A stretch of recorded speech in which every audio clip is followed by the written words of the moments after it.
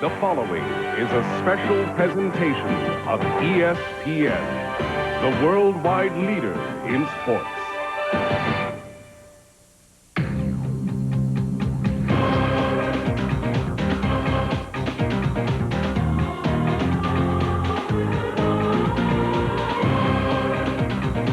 I just cannot believe that I won the 125 here at Daytona. Unbelievable. Three wide in the backstretch. 21-year-old Jeff Gordon down the inside, going for the lead at turn 3. Years from today, when 79 stock car races have been run here, we'll remember the name, Jeff Gordon.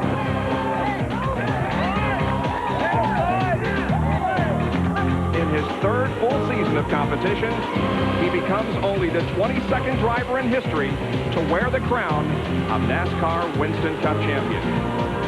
Jeff Gordon has just become the youngest man ever to win the Daytona 500 at 25 years of age. And the Brinks truck is running him down.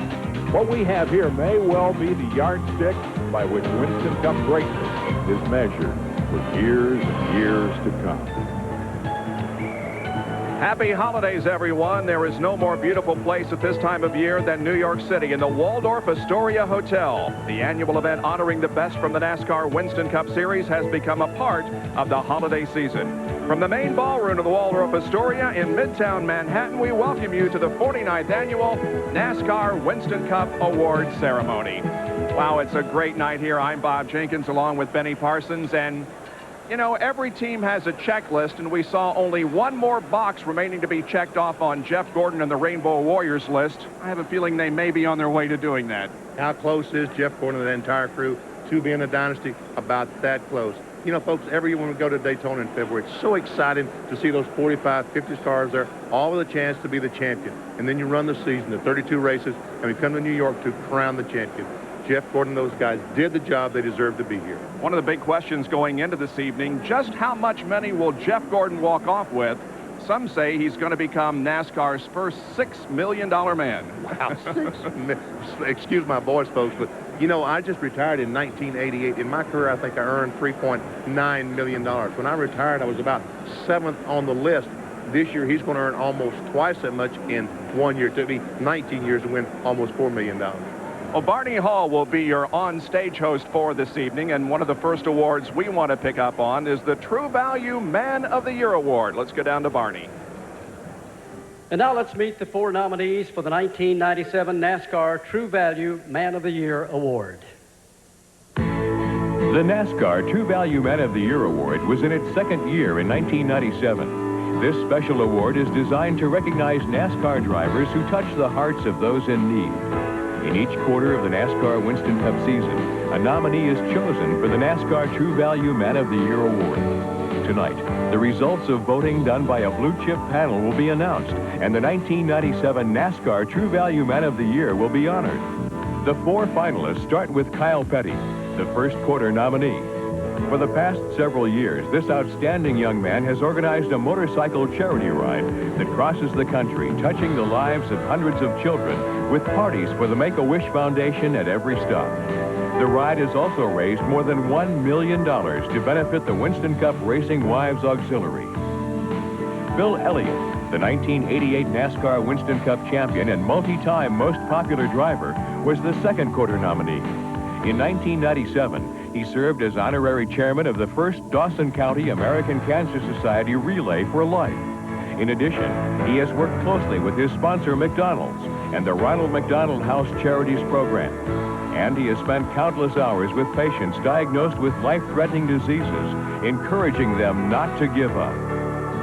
The third quarter nominee was 2-time NASCAR Winston Cup champion Terry Labonte.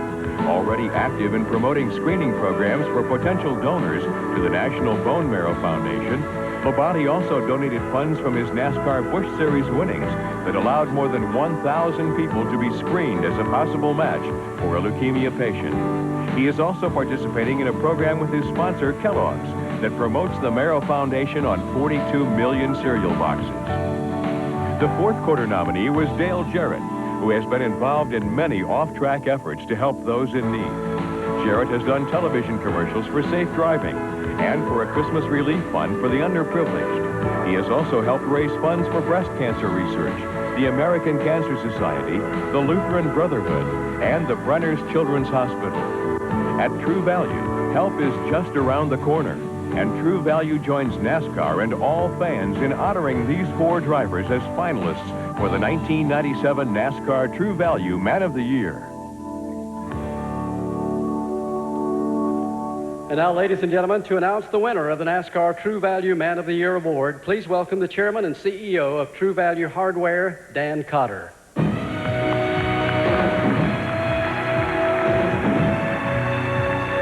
Thanks, Barney. This could be the shortest talk in the history of this dinner, and I'm sure you'll all be happy about that. The NASCAR True Value Man of the Year Award recipient receives a $25,000 check, and another $25,000 check goes to his favorite charity. On behalf of the True Value hardware stores throughout the world, it gives me great pleasure in announcing this year's recipient, Dale Jarrett.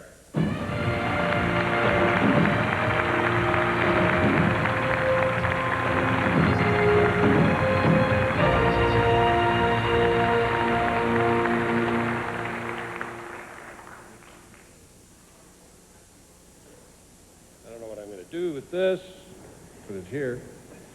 Dale, it gives us a great pleasure to present you with a $25,000 check to you and a $25,000 check to the Brenner Children's Hospital. Congratulations. Thank you.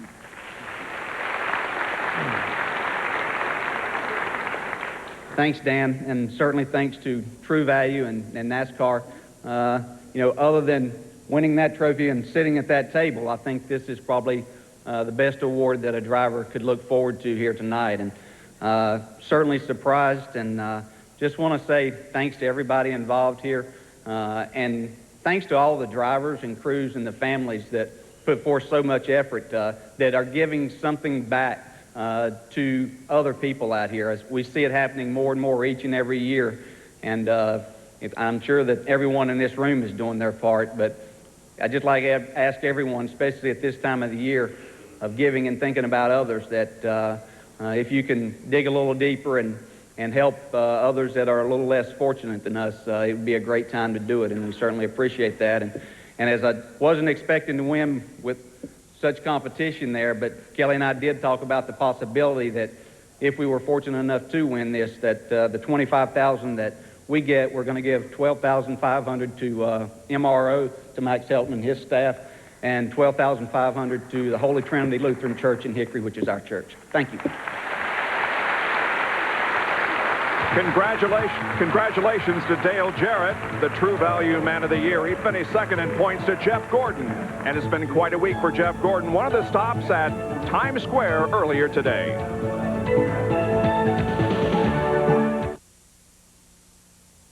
The 49th NASCAR Winston Cup Awards ceremony is being brought to you by MasterCard. MasterCard, the official card of NASCAR. By Brewery Fresh Budweiser, the king of beers. Hey, race fans, this Bud's for you. And by Texaco, a world of energy. Welcome back to the 49th annual NASCAR Winston Cup Awards banquet here at the Waldorf-Astoria. Benny is usually up here with me, but we've invited Dr. Punch to be with us for the next few minutes. Well, in reality, what happened was, Bob, let's tell him. A whole tray of pastries just went by a moment ago, and Benny took off. He'll be chasing donuts for a while. He'll be back a little later on. But, you know, all jokes aside, in order to appreciate where we are here tonight, you really got to look at how far this sport has come. From its humble beginnings at a corner service station at a yet-to-blossom resort on the east coast of Florida, to the grand ballroom of the Waldorf-Astoria. Tonight we talk about a celebration ending the year. This is a celebration that's going to start what's going to be a very, very special 1998. And by the way, Dr. Punch is here tonight, courtesy of his wife, Joni, who is home all by herself celebrating her birthday. Happy birthday, Joni. Happy birthday, sweetheart. Well, now let's go back down to the stage in Barney Hall. This perhaps will begin the 50th anniversary celebration of NASCAR in 1998. As we embark on NASCAR's 50th anniversary, we find ourselves in one of the most exciting times of our sport. And the 50th anniversary celebration promises to touch each one of you and NASCAR's millions of fans in an unforgettable way. For a few thoughts from someone who has grown up with NASCAR, please welcome the driver of the number 88 Quality Care Ford, Mr. Dale Jarrett.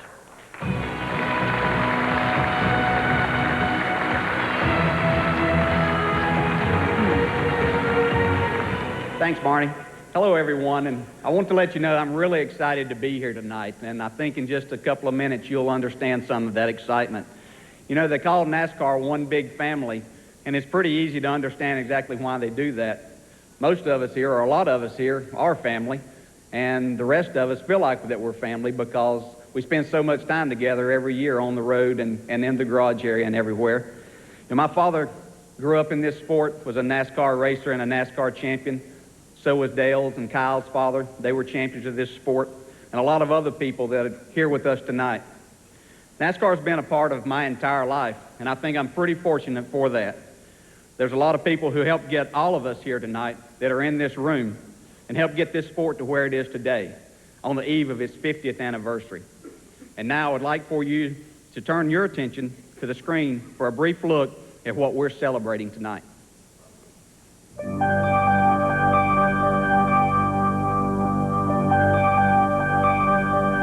A lot of effort went in it, a lot of time, and I don't regret spending the time.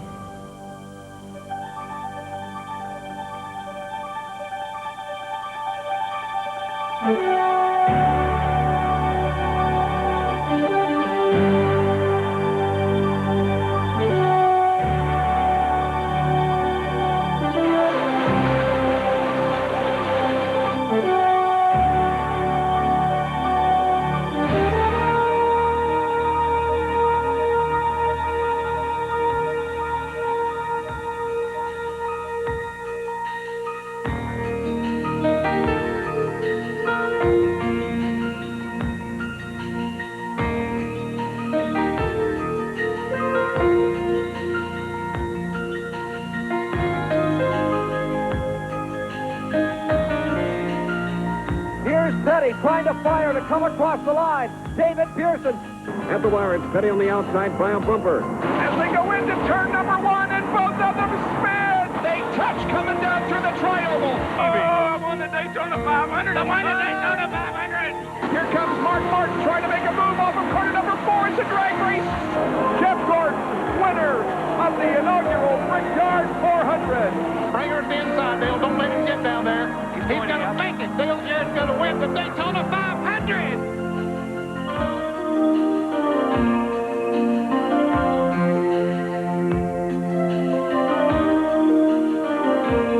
Richard Petty has won the 200th race of his incomparable Grand National Stock Car racing career.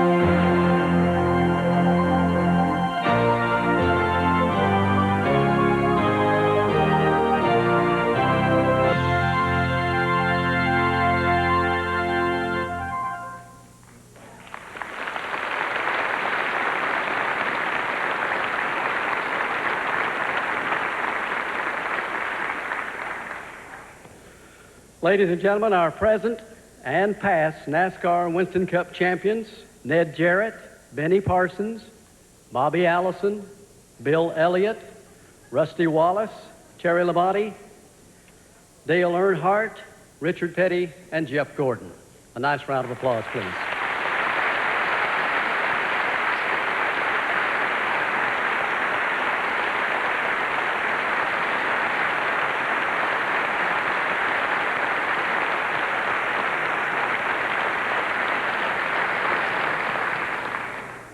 Ladies and gentlemen, please welcome the president of NASCAR, Mr. Bill France, and a fourth-generation member of the France family, his grandson, Ben Kennedy.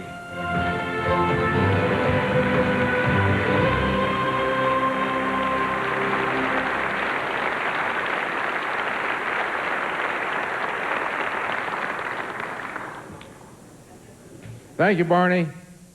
And needless to say, it's a very exciting night because we're going to be launching our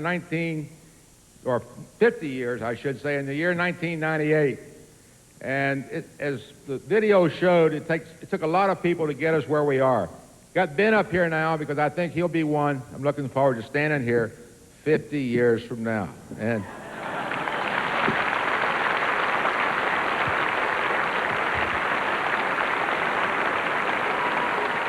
everyone in America, and I think pretty much throughout the world, will know about our 50th year. It's going to promote motorsports like never before. We've got a great group of people working on it, both corporate and from the media standpoint. Great partners tonight with our former champions here.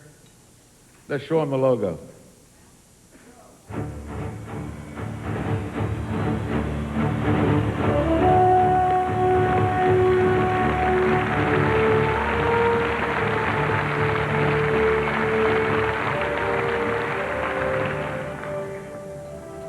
Enjoy the evening. Thank you very much. We'll be back with more in a moment from the 1997 NASCAR Winston Cup Awards banquet.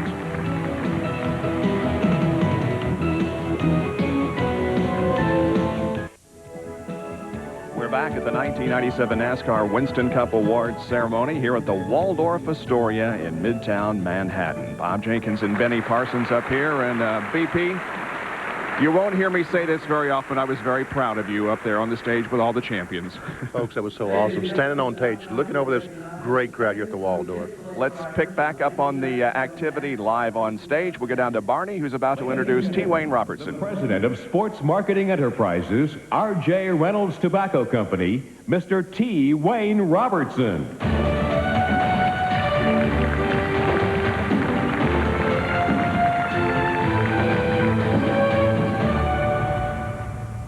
I tell you, it's hard to believe that it's been a year since we were here at the Waldorf handing out awards. Seems like it went by very fast, but I got to tell you, there's a lot of race teams out there that are going to say, no, it didn't go by fast at all. I know Ray will say Atlanta was a year anyway. But this year in 1997, we had the most competitive NASCAR Winston Cup season in the history of the sport. 21 of the top 25 positions could change positions in the last race. That's pretty phenomenal when you think about racing 32 times all year long, and 21 of 25 positions could change at the very end of the season. It was a great year, but I got to tell you, next year with a $5 million point fund and the Winston No Bull 5 competition, I got to tell you, I think it'll be even closer. Finishing 10th in this year's competition was Ken Schrader.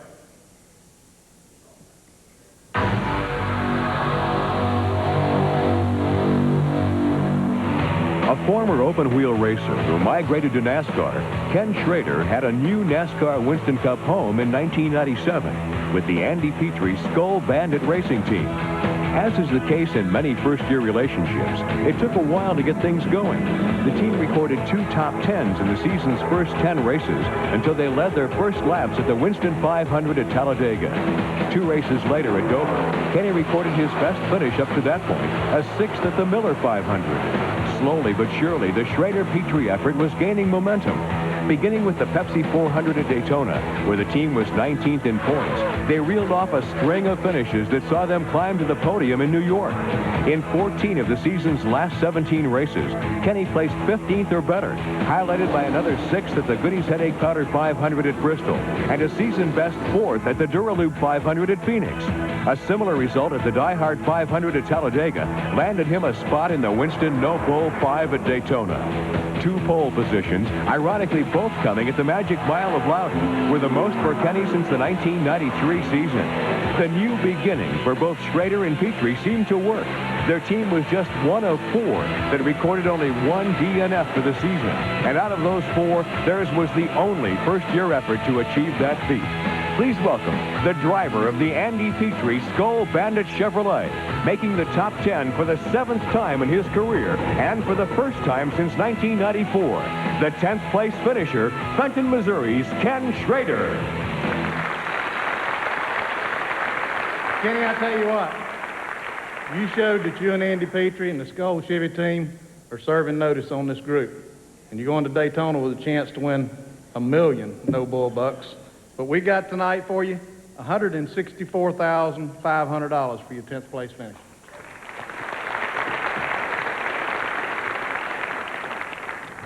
Step, bear with me just a second here. I haven't been up here a couple years, so I got a credit build up, I figure. First off, T. Wayne, I want to thank you a bunch, you and NASCAR for the Point Fund. It's really good to see Bill Jr. here after what he's went through the last couple weeks. Because of that, like I told you earlier, you were excused from last night's extra activities, but you'll be mandatory requirement next year. The No Bull 5, that's pretty awesome. I mean, go to Daytona with the chance to between as much as the International Speedway's up to purse and your deal, I figure it'd pay about $1.6 million, $1.7 million, somewhere around there to win. I'd never won that Winston million yet. You know, I've been involved in it a lot of times. I mean, I ran all the races. I just didn't win any of them. But I think we got a pretty good shot there. I want to definitely congratulate Ray and Jeff, Charlie, the whole team. You guys did an awesome job.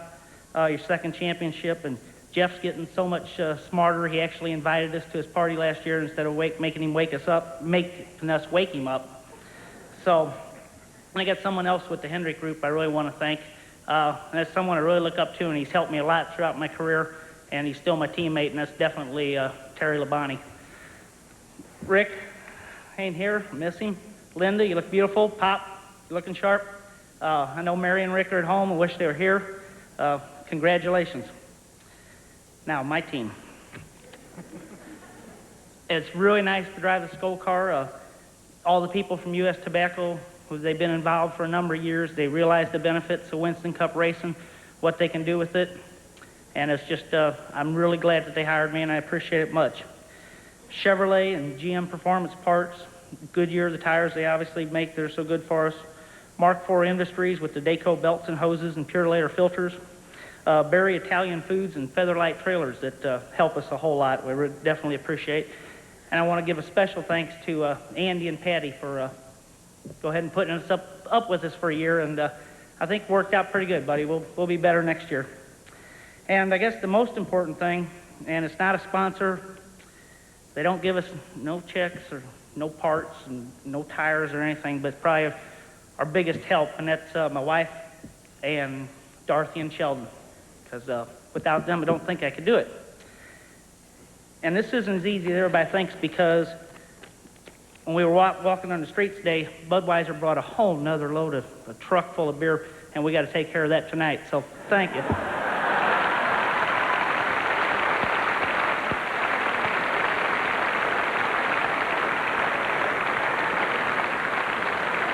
Finishing ninth in the Roger Penske Miller Ford, Rusty Wallace.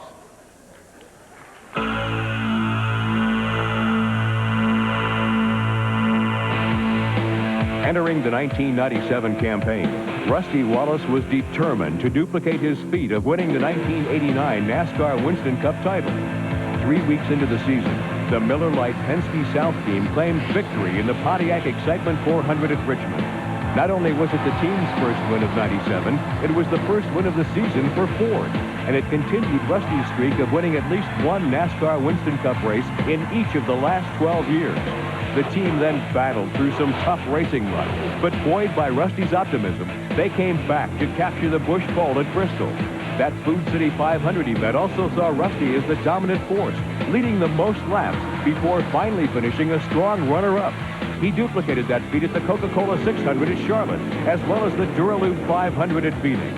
The 1984 NASCAR Winston Cup Rookie of the Year also led the most laps at Martinsville's Haynes 500. A second title will have to wait, but for the 11th time in 12 years, Rusty once again comes to the stage of the Waldorf-Astoria. Please welcome the 9th place finisher in the NASCAR Winston Cup point standings from St. Louis, Missouri, the driver of the Roger Penske Miller Lite Ford, Rusty Wallace.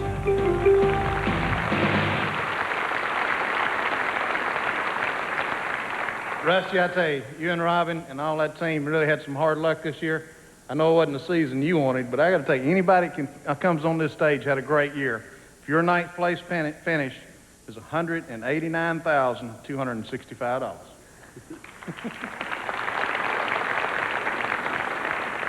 Well, T. Wayne, thank you very much. I mean, we sure appreciate R.J. Reynolds' involvement, and all this money we'll put it to great use, no doubt about that.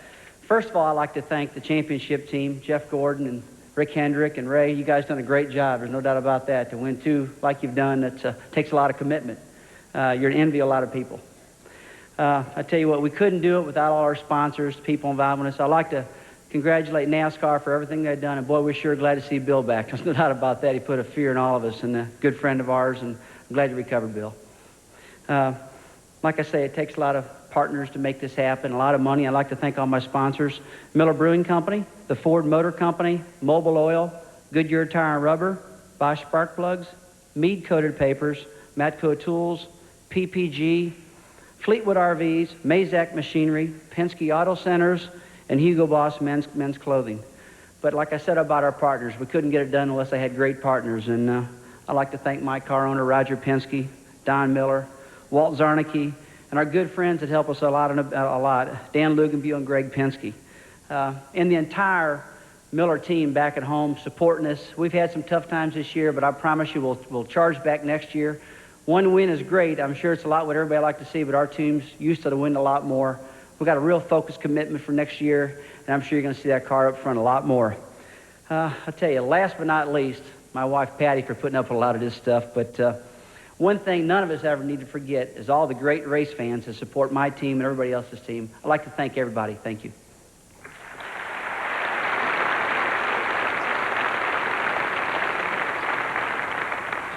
Finishing eighth in the McDonald's Ford, Bill Elliott.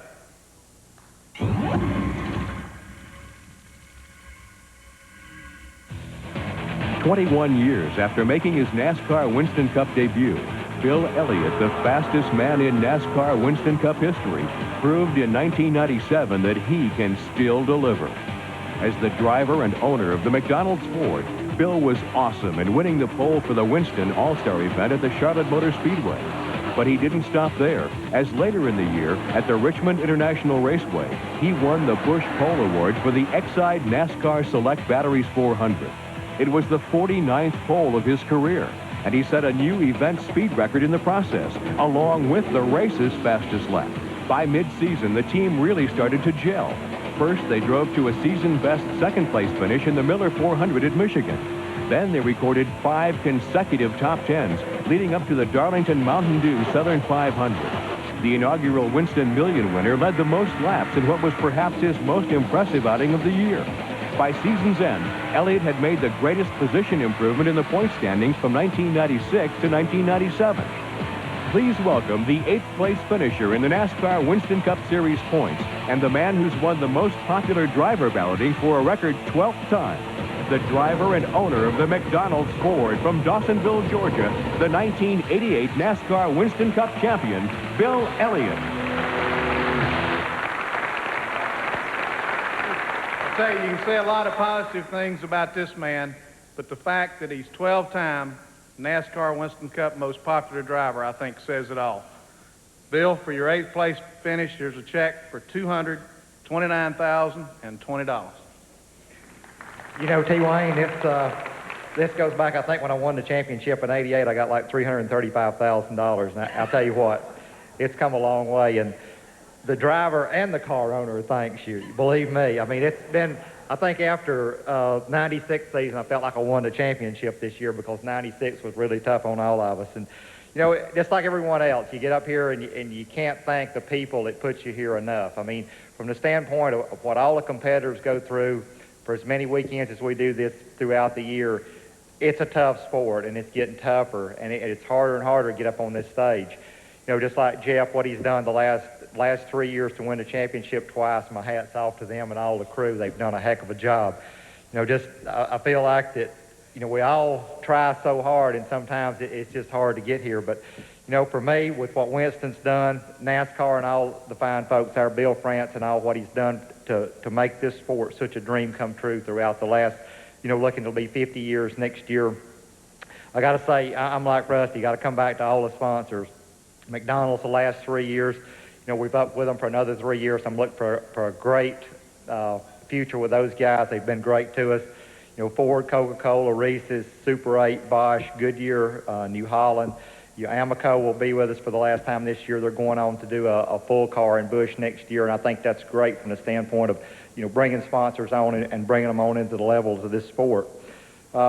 Looking at all the employees that I've had, Mike Beam and all the guys, really put some good cars under me this year. And, we're going to, like Rusty said, we're going to try to work harder in what we do and work toward getting better in everything we've done for the 98 season.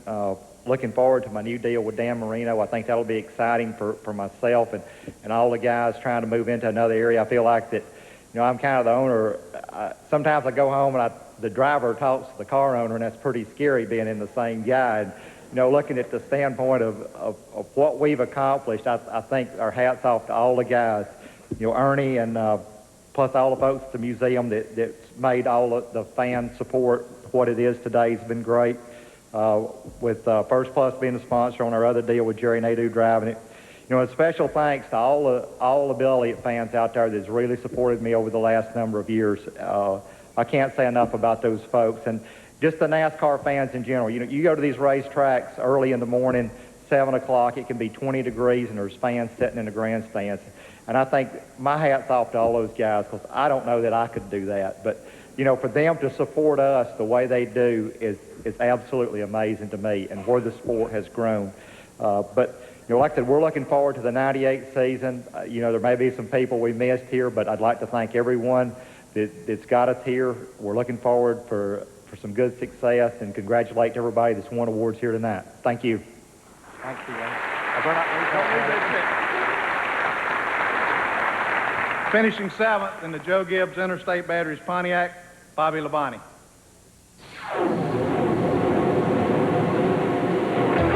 The youngest of the racing Labontes was the highest-placed Pontiac campaigner in the 1997 NASCAR Winston Cup Series. It was the first time in 5 years that the Joe Gibbs Interstate Batteries team ran that brand, and they didn't let change slow them down. Bobby, the 1991 NASCAR Busch Series champion, tied for the most Busch poles this year, 3, with those coming at the Miller 500 at Dover, the Mountain Dew Southern 500 at Darlington, and the AC Delco 400 at Rockingham. His first victory of the season looked like it would come at the UAW GM Quality 500 at Charlotte, where he dominated, leading the most laps and, in addition, setting the race's fastest lap before finishing second. In the following race, the Die Hard 500 at Talladega, Bobby again was runner-up to Brother Terry. And this top 5 finish earned Bobby a ticket to compete next February in the Winston No Bull 5 at Daytona. Just like last year, in the season finale at Atlanta, Bobby again recorded his first victory of the year at that ultra-fast and reconfigured superspeedway, proving that change was good in 1997. He completes his best season ever, with more top 10 finishes and more money won than ever before. Please welcome to the stage the driver of the Joe Gibbs Interstate Batteries Pontiac from Corpus Christi, Texas, 7th place in the NASCAR Winston Cup Series point standings, Bobby Labonte.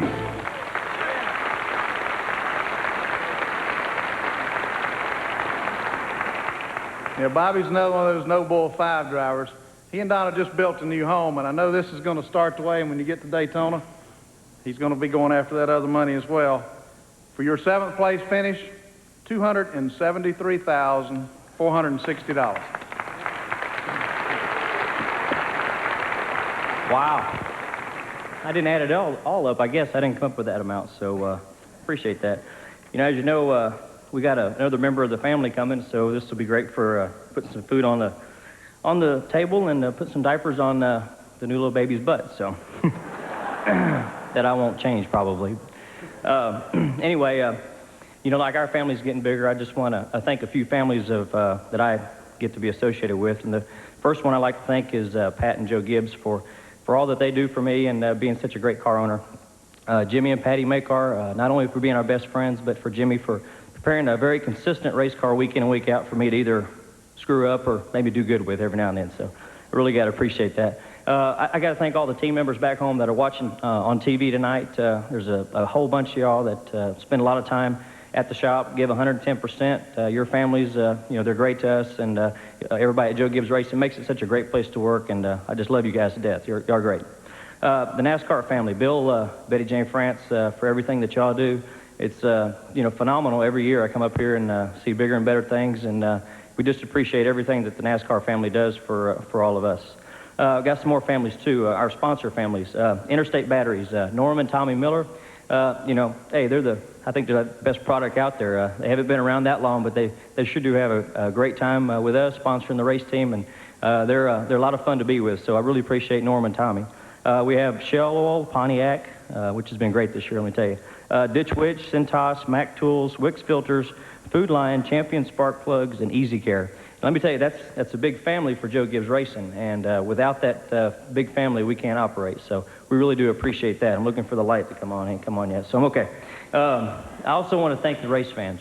I've always said that race fans, I don't care who they cheer for, but as long as they go out and cheer for somebody and buy the right sponsor products and support the racing, I think that's the greatest thing. So really appreciate all the fans and everything they do just to support NASCAR racing, not an individual driver, but just everybody. So thank you. Winston, can't say enough about Winston. What they do on Sundays is great for us. And, we kind of neglect it a little bit, it seems like, because we think about them a lot on the weekends. But every time I go in my house and step on the grass and open the refrigerator and open up the car door, I got to thank them, too, because, I think they did a lot for that, too, because I wouldn't be able to have all that stuff without y'all. I really do appreciate that. And being part of this NASCAR event with all Winston, all they do is great.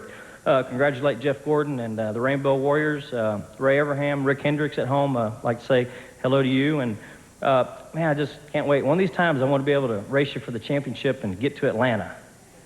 I think Atlanta might be good for me. I have that feeling right now, so I don't know. I want to see you there.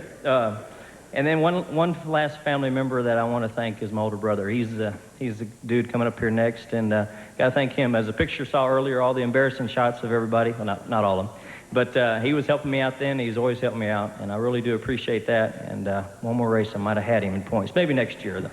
So we'll get him. And nobody left any money, so I'm going to take it off. Thanks.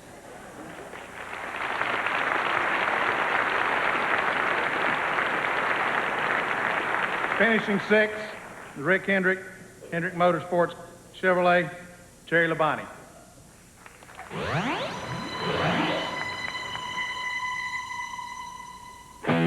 As the reigning NASCAR Winston Cup champion, the oldest of the Labonte boys, along with his Kellogg Chevy team, knew it was going to be tough to repeat. The season got off to a good start at Daytona, a second place for Terry, part of a 1-2-3 finish for his friend and car owner Rick Hendrick.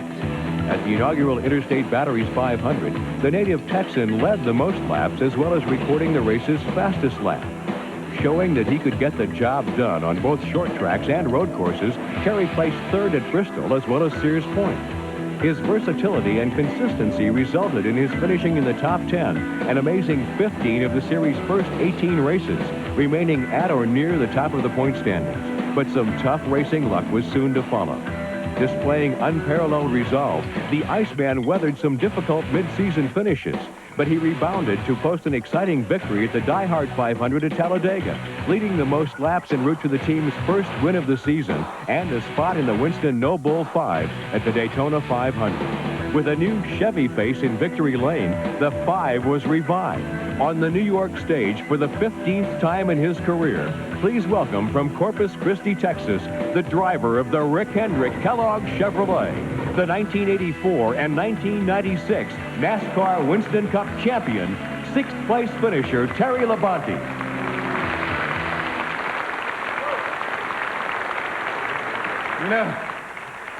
Terry reminded me yesterday after the press conference when we were talking about the Winston No Bull 5. He said, you said remember the number 5.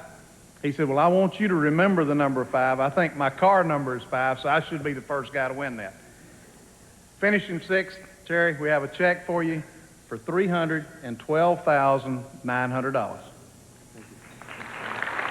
Thank you, T. Wayne. That's a lot of money compared to some of the other guys, but not compared to last year. But I appreciate that anyway. I'll tell you what, It was a lot of fun being the defending champion. I really enjoyed that. It was a great experience for us, our team. I really got to thank NASCAR for all their support and everything that they do for our sport. It was a very enjoyable experience, and checking into the motel this year, I realized how enjoyable it was when my room wasn't ready, and it was like they treated me like everybody else out there. So anyway, thank you very much. But first, I'd like to thank our sponsor, Kellogg's. I think I've got the greatest sponsor in the sport that I've ever worked with. I really appreciate you guys. You're a lot of fun, and we look forward to a long relationship. Quaker State, Starburst, GMAC, AC Delco, Goodyear, especially my friends at Chevrolet for giving us a great Monte Carlo to work with and all the help that you guys give us all year long. Got to thank my car owner, Rick Kendrick. It's kind of a sad day here for us today when Rick's not here, and Rick has done a lot for our team. He is the reason why this team has won 3 championships in a row, and we really hate that he's not here. But I'd like to thank him, congratulate him on the championship again, congratulate Jeff and Ray and the great job they did for winning another championship for Rick, because it looked like we couldn't do it halfway through the year, and you guys did it. Thank you very much. I got to thank John Hendrick. When Rick got sick, wasn't able to come to the races, John stepped up, came to the races, and really was a big help for us. And John, thank you very much. I appreciate that. Our whole team does. I got to thank our crew chief, Gary Dehart, at the start of the year. Gary's done a great job for Hendrick Motorsports, a great friend of mine, and he is probably the smartest crew chief that I ever worked with, and he did a great job for us. He left 3/4 way through the year. Randy Dorton stepped up, took over, did a fantastic job. Nobody could do that better. Here, an engine builder doesn't know nothing about a car. He actually won a race, and that was amazing. I kid him about that all the time. Great job, Randy. Thank you very much. I'd like to thank the fans. Thank you for all your support. We couldn't do it without you guys, and really do appreciate that. I think one thing when I won the championship last year I learned was I thanked my wife, and it's kind of an embarrassing moment. And I don't know why I even brought it up, but I thanked her and said we've been married so many years, and it's like, I don't know how long we've been married. Well, we've been married 19 years, 6 months, 9 days. Thank you, Kim, for your support. Thank you all.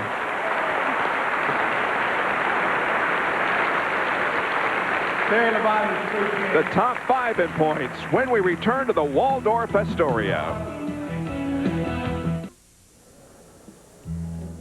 Bill France Sr. was host of Presidents and Kings, but none was as close as the 41st President of the United States, George Bush. I remember Bill as a man of great conviction. He was dedicated. Early on, he was involved, of course, Daytona being his central theme, you might say. I first met him way back in the 70s sometime, and I was impressed with his dedication to the sport. And I respect him. In fact, I love the guy.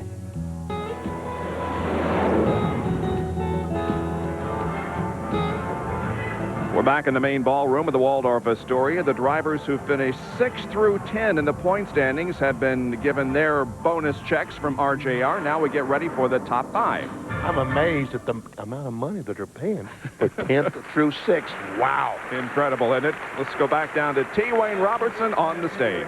It didn't all work either. It's a lot of fun, right, Jeff?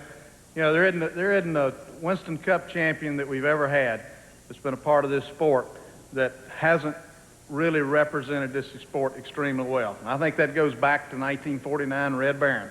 Every champion that's been a part of this deal is what's made this sport even greater and moved it forward. Jeff Gordon has been one heck of a great guy to work with, a great representative of the sport, and we're awful glad to have him as our champion.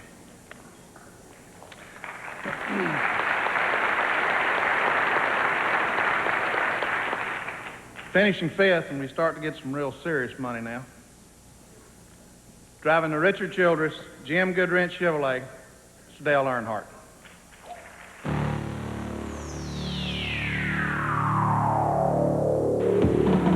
At the beginning of the season, all eyes were on 7-time NASCAR Winston Cup champion Dale Earnhardt and his partner, who would try to lead him to a record 8th crown. At Daytona, the duo found victory lane in the Gatorade Twin 125, the 10th time Earnhardt has won this event. They immediately followed that up with a strong performance in the Daytona 500, setting the race's fastest lap. But even a wild ride in the closing laps couldn't prevent the Intimidator from being on the track at the finish. That persistence would define Dale's entire season. 24th in points after just 3 races, the driver of the Goodwrench Service Plus Chevy would finish in the top 15 in all but 2 of the next 15 races. In May at the Winston 500 at Talladega, Dale had a score to settle with the high banks. He led the most laps and recorded the race's fastest circuit in finishing second, tying his best result of the season. At the end of the year, Dale came on strong, putting together a streak of top 10 finishes to ensure his 17th appearance on the podium here in New York. His black number 3 Chevrolet ran the entire 32-race season without a DNF. Even more impressive is the fact that his machine has been running at the finish of each of the last 45 NASCAR Winston Cup Series races. Proof that persistence pays off. Please welcome from Kannapolis, North Carolina, the driver of the Richard Childress GM Goodwrench Service Plus Chevrolet, the 5th place finisher in points, Dale Earnhardt.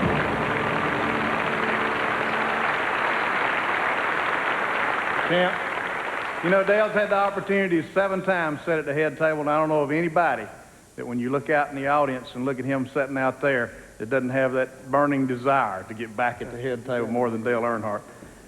We got a check here, Dale, for $377,340.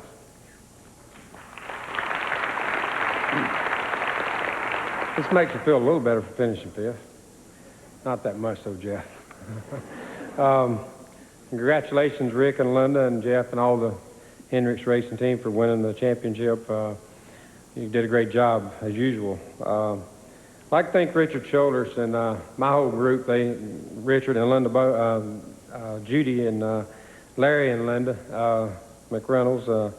We've had a tough year. These guys worked awful hard and came back against a lot of adversity and did the job. And we sort of bounced back there at the end and came back and held on to the top 5 in points and thought we was going to win a race, but we just came up short. So we'll work hard to do it next year. But I want to certainly like to thank Goodwrench Service, Chevrolet, Snap-on, Food City, Burger King, AC Delco, Action Hasbro, and Featherlight, and all the other sponsors that helped us out so well. A Goodyear, Unical, which we thanked earlier.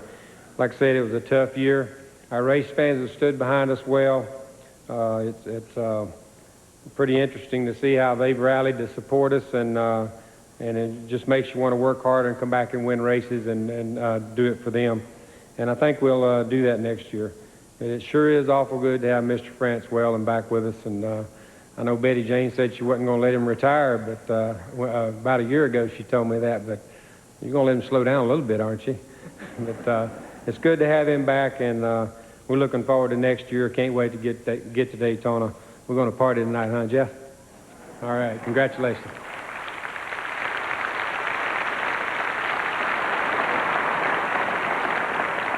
In 4th place, in the Jack Roush Exide Ford, Jeff Burton.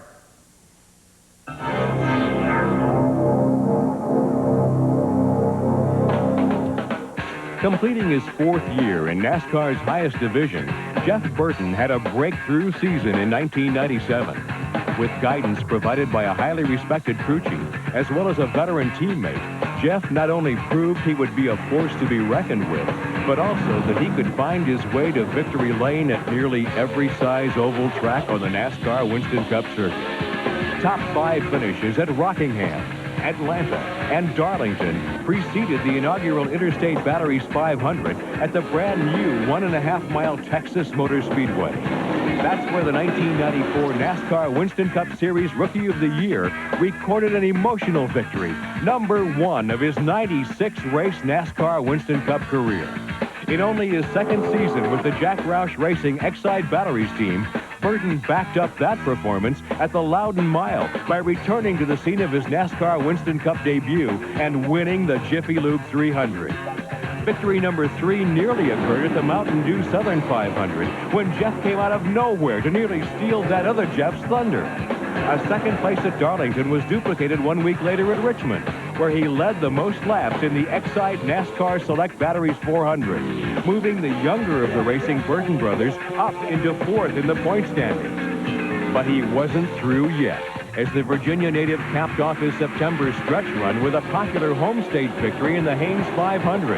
Run at the site of his first NASCAR Busch Series win, the historic Martinsville Speedway half mile. Coming to the podium for the first time in his career, please welcome the fourth-place finisher in the NASCAR Winston Cup point standings, the driver of the Jack Roush Racing Exide Batteries Ford, from South Boston, Virginia, Jeff Burton.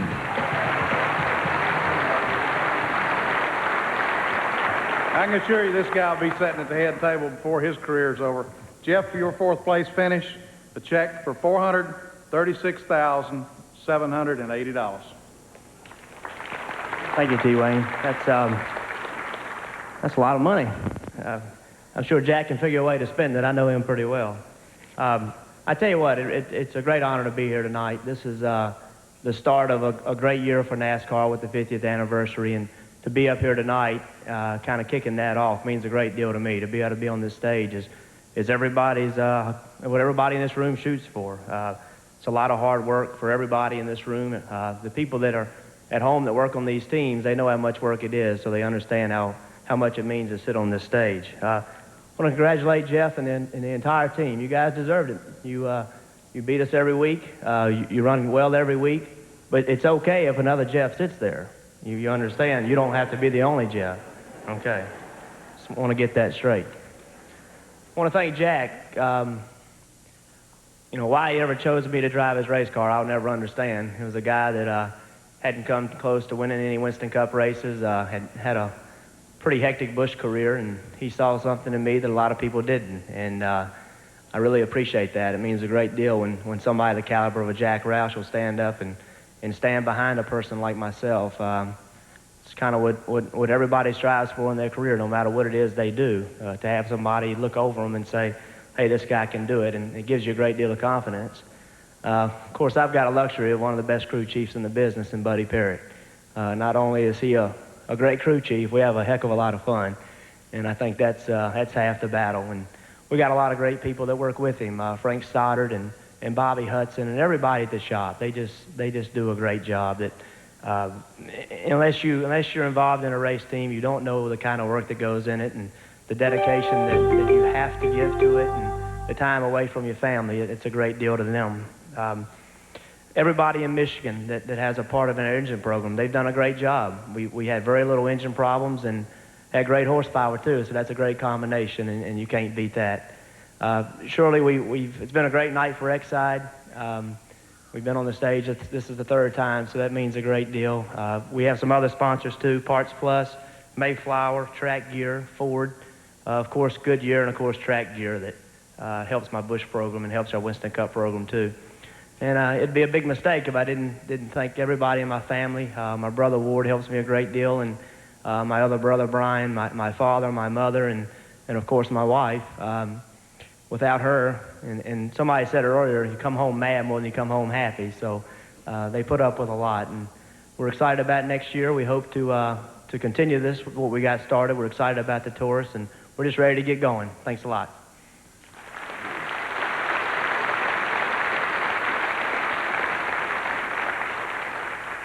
Finishing third, another Jack Roush entry, the number 6 Valvoline Ford of Mark Martin.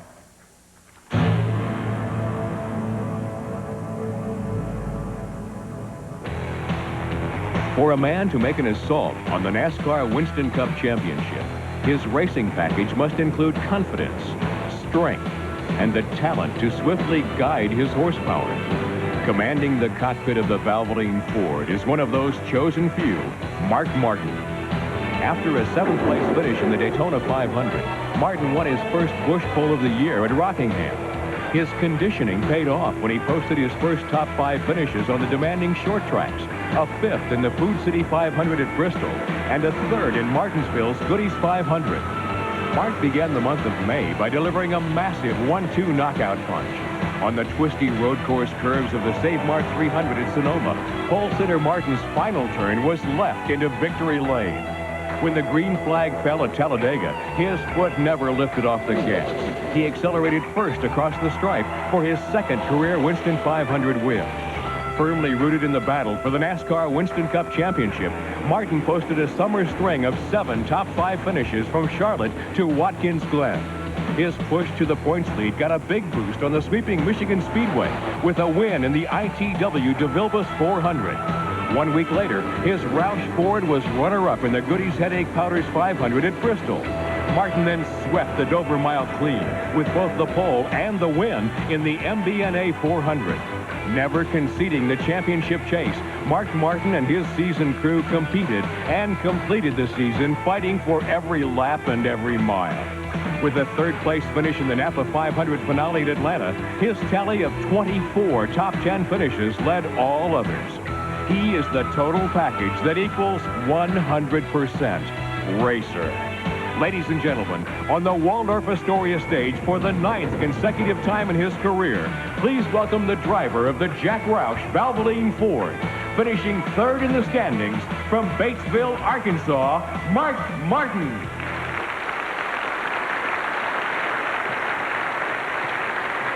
I'll tell you what, we had the closest 3-way battle in the history of NASCAR Winston Cup racing this year.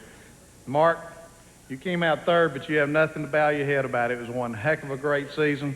And for your 3rd place finish, you have $586,220. Thank you, Wayne. I really want to thank the race fans. They were just awesome this year. Really made for a great season. And as you saw on the tape there, it was an awesome race, season for us. Everybody at Roush Racing, incredible. I want to thank, R.J. Reynolds and Winston for what they've done. Since 1971, they have worked hard and spent a lot of money to bring this sport where it is today. And, it's incredible to be a part of it. You can't believe what an honor it is to be standing up here for the 9th year straight. And every year it gets to be, even more of an honor. And I dread the day that I have to watch this banquet on TV from home. This is awesome. Bill France Jr., we're really glad that you're doing well. I want to thank you and everybody at NASCAR for having the vision and doing what you've done to guide this sport and bring it where it is. There's never been a better time to be a part of NASCAR Winston Cup racing, and I'm just thrilled to be a part of it. Jeff, Ray, you guys are sitting where we all want to be. Congratulations, awesome. You guys earned it. You deserved it. You deserve it, and enjoy it. We're going to go after it next year.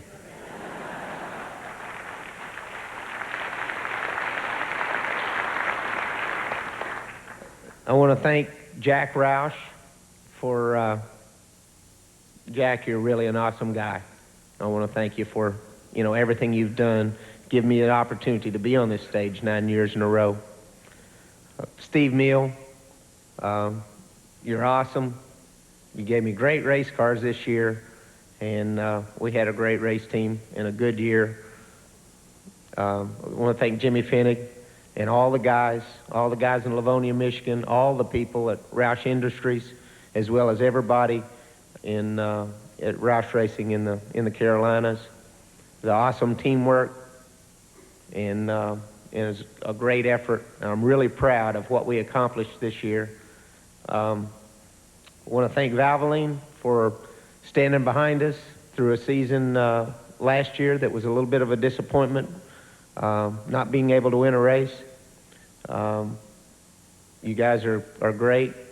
You've been with us a long time, and I hope you're with us for as long as I can drive these cars. I want to thank Cummins, Bugles, Bosch, Ford, the Thunderbird. It was great. Goodyear.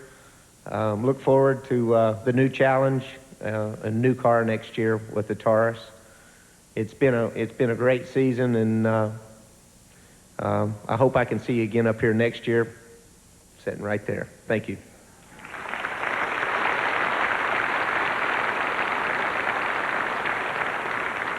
And finishing second, driving to Robert Yates, number 88, Quality Care Ford, Dale Jarrett.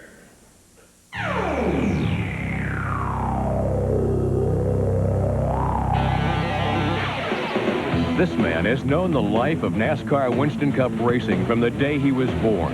And now that the footsteps are his own, Dale Jarrett is making a huge imprint on the sport. Considered a championship contender from the outset, the Robert Yates Quality Care Ford Credit Team knew that winning must be at the top of its agenda. By the time Jarrett drove to victory at the Prime Star 500 in Atlanta, a seat atop the point standings was the reward. Showing speed and endurance, Dale's Darlington weekend turned into a clean sweep with both the Busch Pole and season win number 2 in the Trans-South Financial 400. To contend is to also overcome the racing obstacles. Jarrett did just that when he rebounded into the Pocono Winner's Circle in July's Pennsylvania 500. To be in the running, you must outlast the grueling short tracks. Dale lit up the Goodies Headache Powders 500 with his first career win on the Bristol High Banks. 2 weeks later, he charged up the Exide NASCAR Select Batteries 400 as he flashed across the finish line first. Now, in the elite league of those who saw NASCAR Winston Cup Racing's biggest prize just ahead, Dale Jarrett and his crew never altered their plan. To contend, you must win. Season victory number 6 came in the UAW GM Quality 500 at Charlotte. Closing in on his coveted goal, Jarrett put the heat on with a convincing victory in the Duraloop 500 at Phoenix. In one season, his career win total was nearly double, and his outstanding year concluded with a runner-up finish in the Napa 500 at Atlanta. There is one rung left to climb for this man filled with talent and rich racing heritage. He is already reaching for 1998. And now, here is the driver of the Robert Yates Quality Care Ford Credit Thunderbird with a career-high second-place finish in the NASCAR Winston Cup standings from Hickory, North Carolina, Dale Jarrett.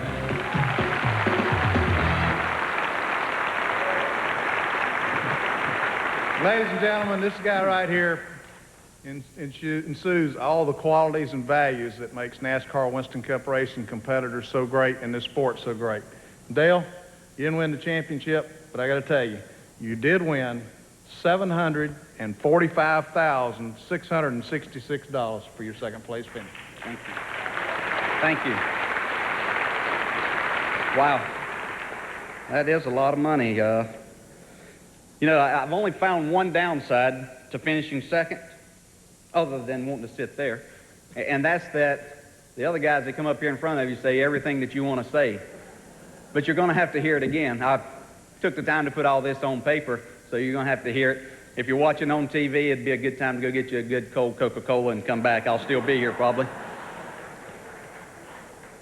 I want to start by thanking R.J. Reynolds and Winston, T. Wayne, everybody involved for everything that you've done for our sport. And there's so many things that the people outside of this sport don't realize that they do for everybody involved, and in particular the race teams. It's these things that make you a special sponsor, and we certainly hope that you can continue with our sport and help to take it even to another level as you've done so far, and hope that this continues for many years. Bill France, it's great to see you here.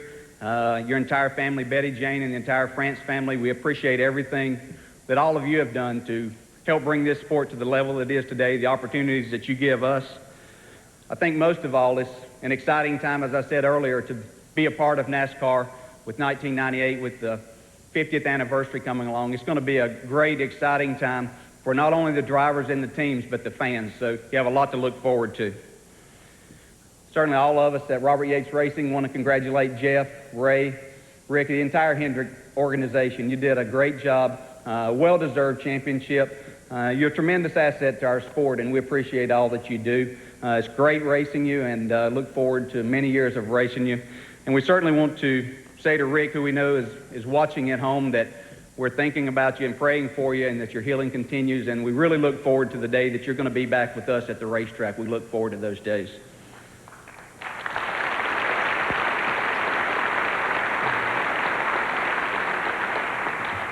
We're a long way from finished, folks, so don't.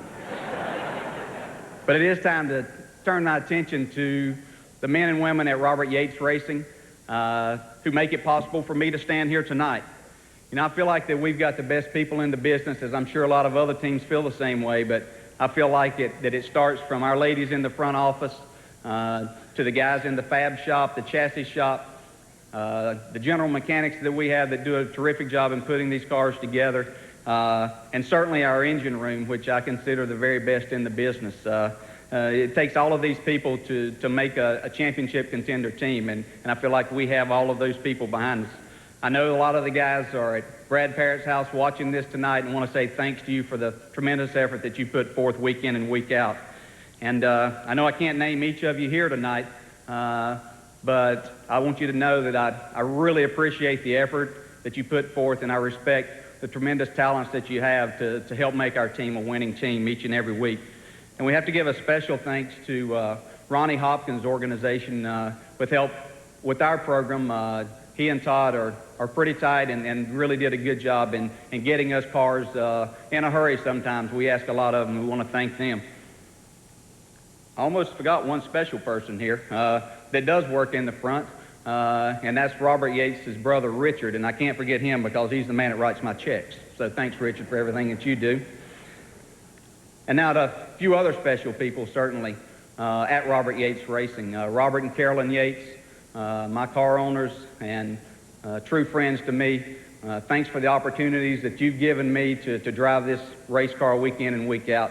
You're definitely the owners that I think a lot of people out here as drivers would love to work for, but they're going to have to wait till you run me off because I'm not leaving. So I appreciate everything that you do. Doug Yates, who heads up our engine department and does a terrific job with his supporting cast, the tremendous effort they put forth week in and week out, and I'm not just talking about days, but nights that they work to provide us with the best engines. We certainly appreciate your efforts, guys. The next person that I want to thank has two titles to me. The first and most important one to me is he's my best friend. The second is he's our crew chief on the number 88 Ford Quality Care Ford Credit Thunderbird, and that'd be Todd Parrott. Todd, I know all of us are proud of you and what you've accomplished. We want to thank you for just the continued dedication, the hard work and effort that you put forth, the countless hours that you put into it. And we know that's what makes champions, and we certainly appreciate everything that you do with all of your guys. It takes a supporting cast too, and you and the guys work extremely hard to give us the best race cars week in and week out. His wife Debbie and son Tyler and all of the other families, to all of our people at Robert Yates Racing for the time that you give up to allow us to kind of chase our dreams and work hard at trying to make this the best team in NASCAR. We appreciate the time that you give up so that we can spend it at Robert Yates Racing and trying to make this a good race team.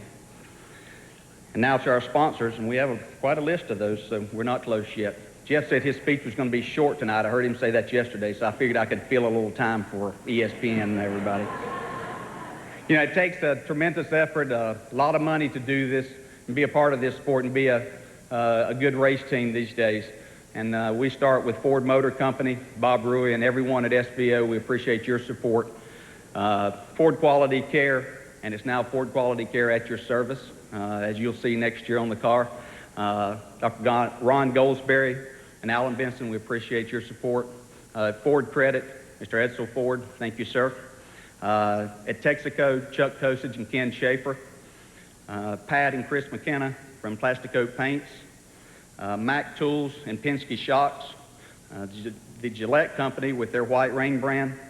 And certainly, as most guys have talked about, the Goodyear Tire and Rubber Company, Phil Homer, Wayne Torrance, and all the engineers for giving us not only the safest but the best tires in the world. We appreciate what you do for us. And to all the guys that work for the different companies of Goodyear around the country that we go to that mount the thousands of tires that it takes for us to use, not just our team, we don't use quite that many, but the jobs that you do week in and week out, that's a tough job.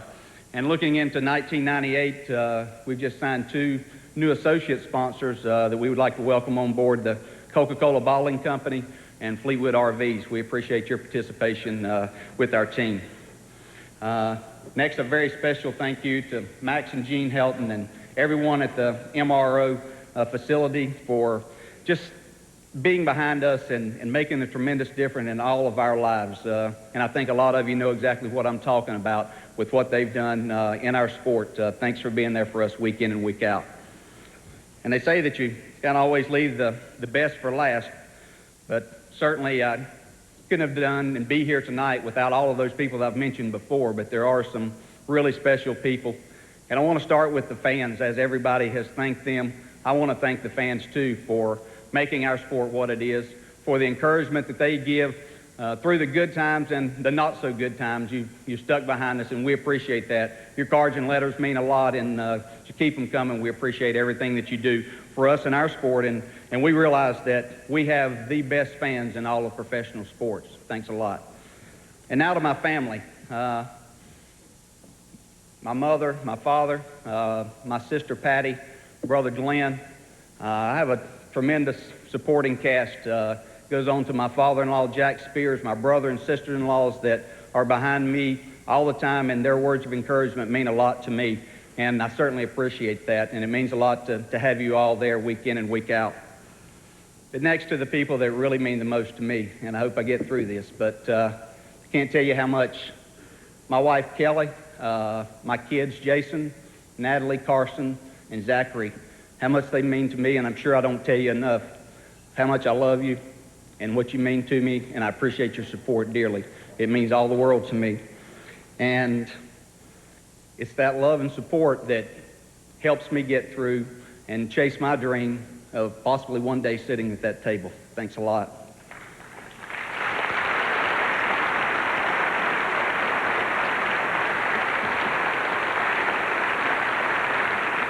Last page, you'll be happy. And to close, I just want to wish everyone a very safe and happy holiday season. And one little thing to put in your mind that, God can't answer your prayers if you're not taking the time to pray to Him every single day. God bless you. We're getting closer to honoring the 1997 NASCAR Winston Cup champion, Jeff Gordon. Stay with us. We'll be right back.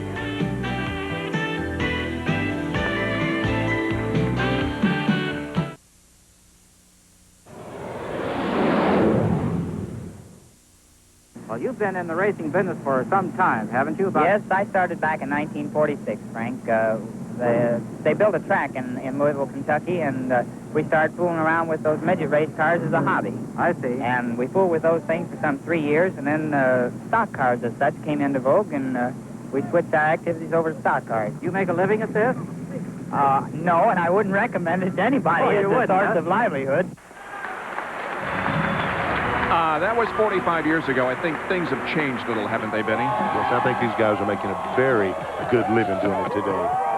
We are live at the Waldorf-Astoria as the countdown to honor the champion Jeff Gordon continues. There, of course, is the 7-time NASCAR Winston Cup champion, Dale Earnhardt, who finished 5th in points this year. There is the champion. He has not been called to the stage yet. Other awards are being given. And right now, his crew chief, Ray Evernham, is on stage. Let's join him. Our friends at R.J. Reynolds. R.J. Reynolds, through its Winston brand, has taken NASCAR to an incredible level. They've opened doors and created bright futures for those of us who love this sport. So Andy, T. Wayne, everybody at RJR, on behalf of past racers, present racers, and future racers, I really want to thank you. On behalf of Rick Hendrick and Hendrick Motorsports and the Rainbow Warriors, I'd like to thank the following people. DuPont Automotive Finishes, Quaker State One Great Motor Oil, Pepsi and Generation Next, GMAC, AC Delco, Skittles, Pedigree, M&M Mars, Haas CNC Equipment, and Goodyear for supplying the best tires in the world. Chevrolet, Mr. Middlebrook, we're proud to be on your team. To the best sponsors in any sport, Kellogg's and Budweiser, my friends at Ingersoll Rand, the staffs of PR Performance Plus and JG Motorsports, all the NASCAR contingency sponsors, and even the sponsors of our competitors. Without you guys, we couldn't continue to grow, so thank you very much. I really want to thank Dale Jarrett and Mark Martin. You guys are both class acts and true champions. It was fun racing you next year, and we're going to race you hard to try and stay sitting at that table. Mr. France, it's great to see you, and I want to thank you and your family for having the vision to create NASCAR and to build it into the greatest spectator sport in the world. Sincere thanks for your support of Rick Hendrick, his fight against leukemia, and your support of our 1-800-MARROW-2 program. As a result of that support, we've been able to donate almost $1 million to help test potential bone marrow donors. And more importantly, thanks to the support of the NASCAR community, approximately 20,000 life-saving names have been added to the National Bone Marrow Donor Registry. So thank you very much, Mr. France. Hendrick Motorsports, all you guys partying in Charlotte, I hope you party hard because you deserve it. Our chassis shop, our engine program, Randy Dorton, Charlie, Dave, great engines all year long. Our research and engineering department, our teammates on the 5 and the 25, and a special teammate, Terry Labonte. Terry, you are a class act. You're a true champion, and you could not have a better teammate. Thank you. Pop and Mary Hendrick, John Hendrick, a good listener and a good friend. Rick and Linda Hendrick, you're two of the finest people I've ever known. Linda, your strength and faith have been an inspiration. Rick, you're a great leader and a great friend. On behalf of 5,000 of your employees nationwide, I want to tell you that we love and respect you, support you unconditionally. Thank you for your friendship. Jeff and Brooke, what can I say? God bless the both of you. You're great people and great friends. And Jeff, you're the man. You're the man, buddy. Everybody here tonight is going to look up to you for the great race driver that you are. Well, I look up to you every day for the great person that you are. Partner, we've come a long way. Thanks for including me. Mom and Dad, I'm very proud to have you here, and thank you for that second mortgage you took on your house to get me my first garage. I told you we would be here.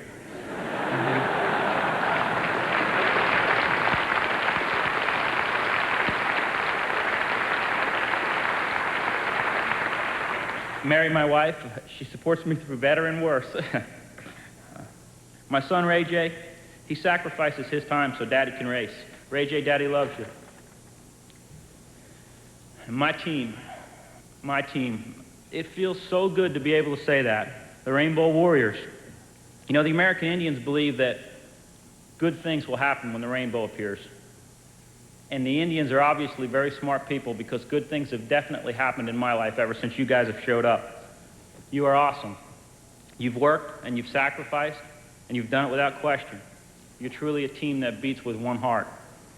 Every once in a while, a special group like you is assembled, and one chance in a lifetime you get to work with a group like that. Thank you for giving me that chance of a lifetime. Hail to the Rainbow Warriors.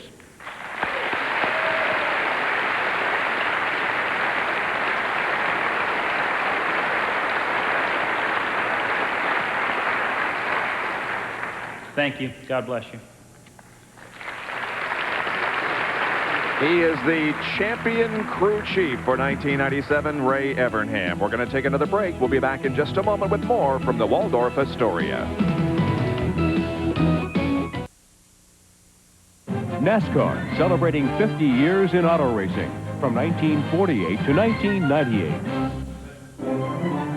And in conjunction with the 50-year celebration, ESPN will present a history of NASCAR on 5 consecutive Friday nights beginning January 16th and ending the Friday night before the 1998 Daytona 500. The 50, 5 episodes documenting NASCAR's history. It begins January 16th at 7:30 Eastern Time here on ESPN. We are live at the Waldorf-Astoria main ballroom, and at the podium right now is Lou Savelli from DuPont accepting the championship sponsor award. Stood up here and he said that we in DuPont had never experienced anything quite like the phenomenon of NASCAR participation. The excitement that it engenders in our employees, our customers, and our fans is unmatched. And I'm here to say 2 years later that it's just gotten bigger and better and more exciting. We cherish our relationship with Rick and Linda and Jeff and Ray and the Rainbow Warriors, and we look forward to being a bigger part of this growing and great tradition. And so on behalf of the DuPont Company and its employees around the world, the employees and my colleagues in DuPont Automotive, Roseanne Graham and her motorsport racing team who are here with us tonight, our loyal and our valued customers who make all of this possible, I gratefully and with great honor and pride accept the Sponsors Award for the NASCAR Championship of 1997. Thank you. There will be other awards before Jeff gets up on stage. We're going to try to catch up on a few commercial breaks. We'll take another one and be back in just a moment. Suffering from leukemia. Welcome back to the 1997 NASCAR Winston Cup Awards ceremony at the Waldorf-Astoria. The championship car owner is being honored, and on the stage is Linda Hendrick, Rick's wife, and he has been introduced very eloquently and emotionally by NASCAR President Bill France. Let's go down to hear the remarks from Linda Hendrick. What great medicine you've been. Congratulations to you and all of Hendrick Motorsports for a job well done. Your hard work, commitment, and refuse to lose attitude has brought us all here tonight. And a very special thanks to your families for all the sacrifices they have made. Jeff and Brooke, congratulations. We are so proud of both of you. You are both truly champions in every way. Jeff, it's not just your driving ability that makes you a champion. You've spent most of your life giving up things that other young people enjoy to devote yourself to your sport. Thanks for all the sacrifices and for always being gracious in your winning and always finding something positive to say, even in the heat of battle. Rick told me that what you and the team accomplished this year is more than he could have hoped for in his entire career. To accomplish it in such harmony and respect for your teammates on the 5 and 25 teams is especially pleasing to Rick. We all need each other and help each other. Ray, the same for you and Mary. We couldn't have done it without you, and I don't mean just on the racetrack. Ray, you're a tremendous leader, and you've given unselfishly of your time to the Mara program, even though you have so little spare time to give. Charlie, those motors you gave Jeff are magic. Thanks so much to you and to Linda. And Lou, congratulations to you and DuPont Automotive Finish. You're a class act. We thank you and congratulate you for your second championship. I wish I could call all of you at Hendrick Motorsport by name, because winning the championship is a team effort and everyone plays a role, and all of them equally important. I do want to add a special thanks, however, to Randy, Dorton, and Diane and that terrific engine department. To you, Eddie Dickerson, and your wife, Amy, for all the great work in the chassis department. And Jimmy Johnson, our general manager, who keeps it all together, and your wife, Pris. I also want to thank John Hendrick, Rick's brother, and his wife, Kathy, for their special help at Motorsports this year. Our children are in the audience tonight, our daughter Lynn and our son Ricky. You are our greatest source of pride. We are so blessed. Now I'd like to congratulate my husband for his accomplishment in all of this. Rick, what an inspiration you are. Congratulations not just on your winning, but on the way you've lived your life. You have reason to be extremely proud of what you have built through hard work, commitment, and strong values. This has been the most difficult year of our lives, yet you have continued to be an incredible example for all of us to follow.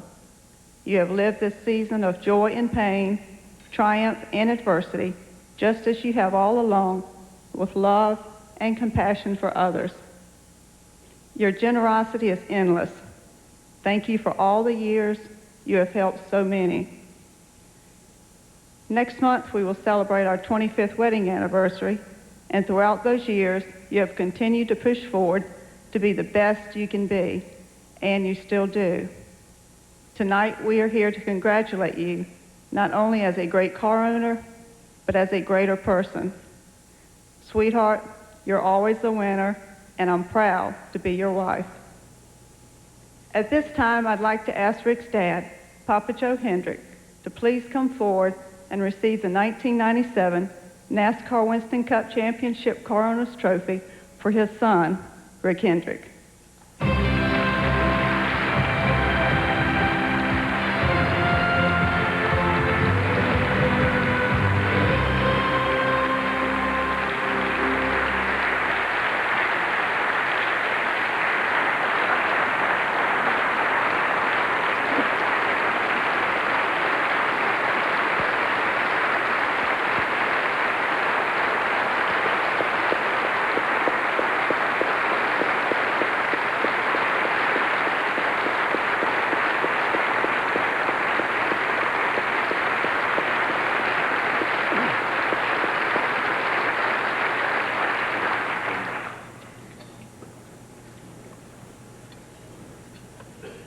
I appreciate this more than anything in the world.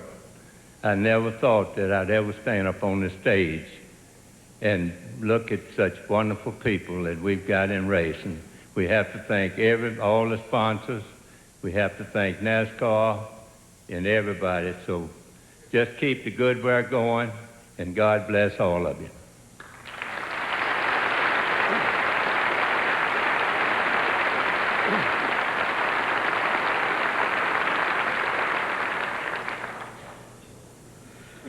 Again, let's have a nice round of applause, please, for these members of the championship team.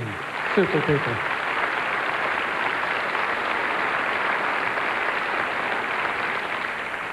Ladies and gentlemen, let's meet the 1997 NASCAR Winston Cup champion.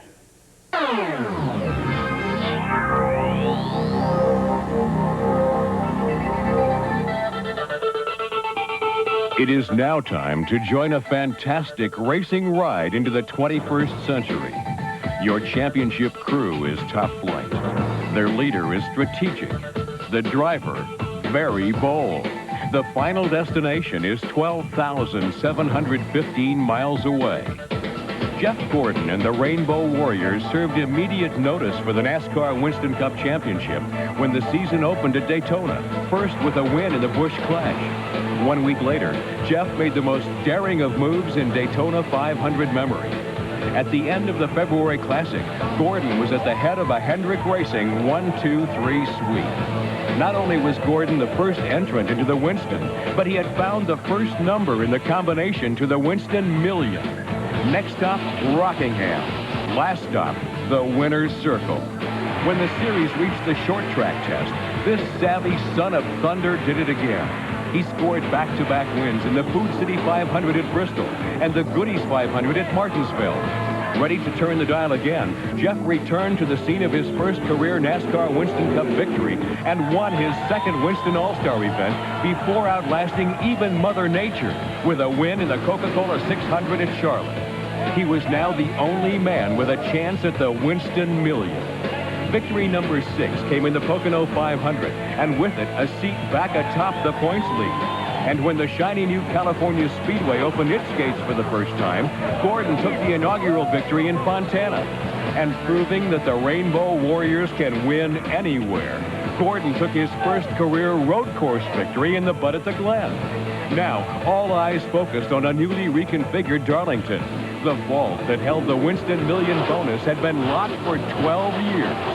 In calculated fashion, Gordon's DuPont Refinishes Chevrolet overcame every racing obstacle in his path, and he tamed those who tried to prevent him from cashing in.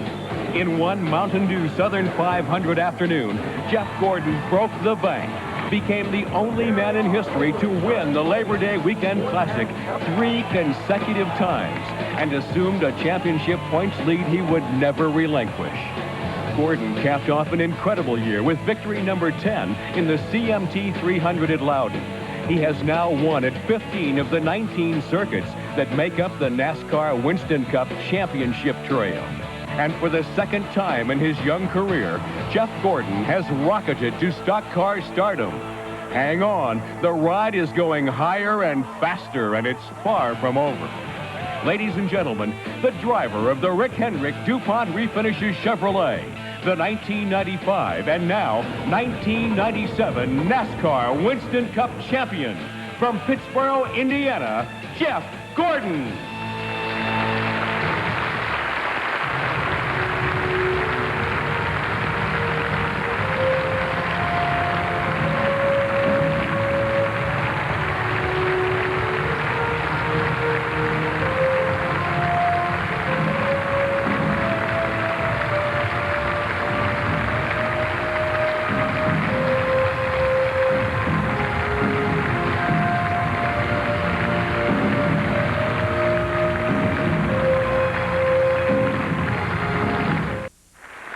Ladies and gentlemen, the President and Chief Executive Officer. Back at the Waldorf-Astoria, the championship rings had just been presented to Jeff and Brooke Gordon by Bill France.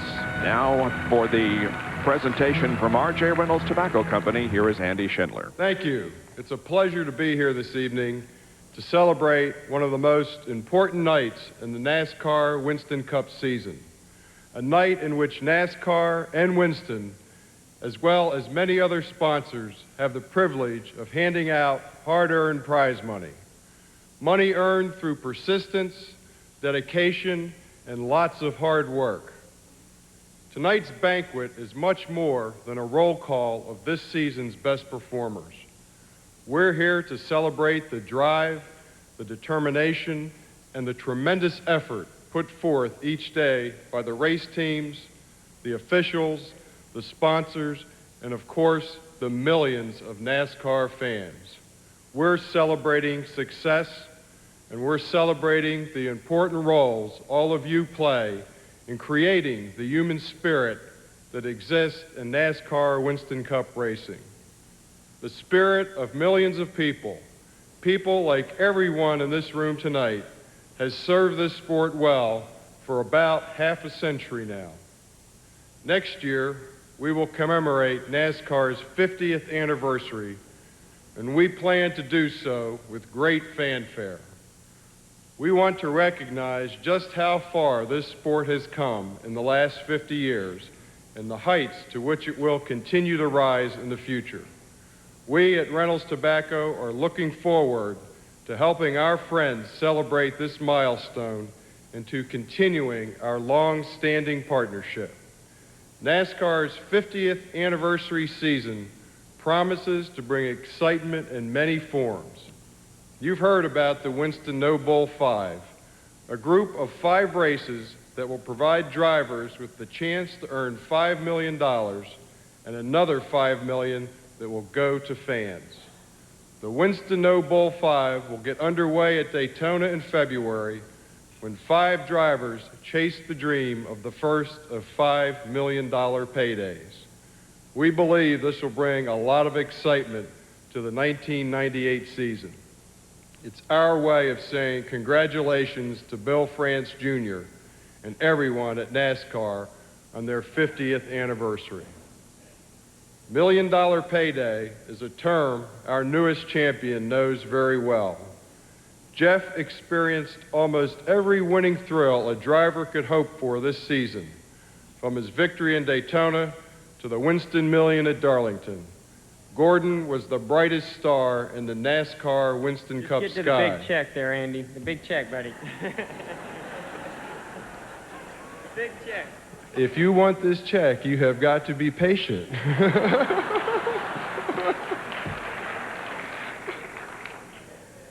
You'd be cool. I'm trying to get my eyes on it. We ran into each other in the men's room, and he tried to get me to tell him how much was, in this check. And I didn't tell him. And he still isn't going to find out till I finish. But Jeff didn't do it alone. I know Jeff believes that he is on this stage tonight because of the tremendous efforts of the Rainbow Warriors from Hendrick Motorsport.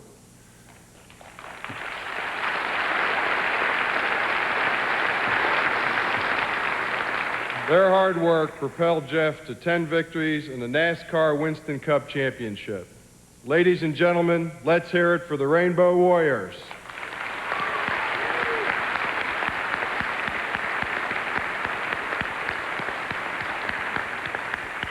The winning spirit of which I spoke earlier is certainly embodied in this title-winning team. From car owner Rick Hendrick to Ray Everham to Jeff Gordon and the Rainbow Warriors. They all serve to remind us that success comes through determination, persistence, and lots of hard work. Now, the moment that Jeff Gordon has been waiting for impatiently all year. Jeff, at the Winston in Charlotte, I gave you a check for $207,000. Then in Darlington, I gave you a check for $1 million, winning the Winston Million. And tonight, it is my pleasure to present you with this check for $2,300,000. $300,000 as the 1997 NASCAR Winston Cup champion.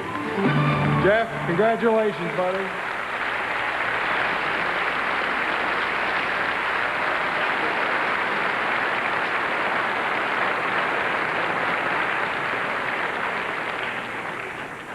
Wow. Man, that's a lot of money. Whew. Well, I couldn't even get through the first part of my speech. I hope I get through these 8 pages. And I told Dale Jarrett it would be shorter, not short, shorter. And it will be. Thank you very much, Andy. And I'd like to thank R.J. Reynolds and the Winston brand for their outpouring support of NASCAR Winston Cup racing. And the money certainly has been pouring out, especially right now tonight. I'd also like to thank everybody who really made this week, for me, so much fun and just so enjoyable. And it's really an honor to come up here and be the champion. So I'd like to thank T. Wayne, Chris Powell, Curtis Gray, Mary Reynolds, Mitch Cox, Dan Zacharias, and Andrew Halverson from Winston, who has played a major role in making this such a fun week. I'd also like to thank NASCAR again for, just their support and what they've done over the years to bring it to this level is amazing. And I think we're all very proud to be a part of it. Over the past few years, I've heard a lot of people talk about me maybe having an unfair advantage on the racetrack, and maybe, somebody giving me a little bit of favoritism or maybe some preferential treatment. And you know what? They're right. I have had an unfair advantage, and they sit right up there. The Rainbow Warriors, stand up.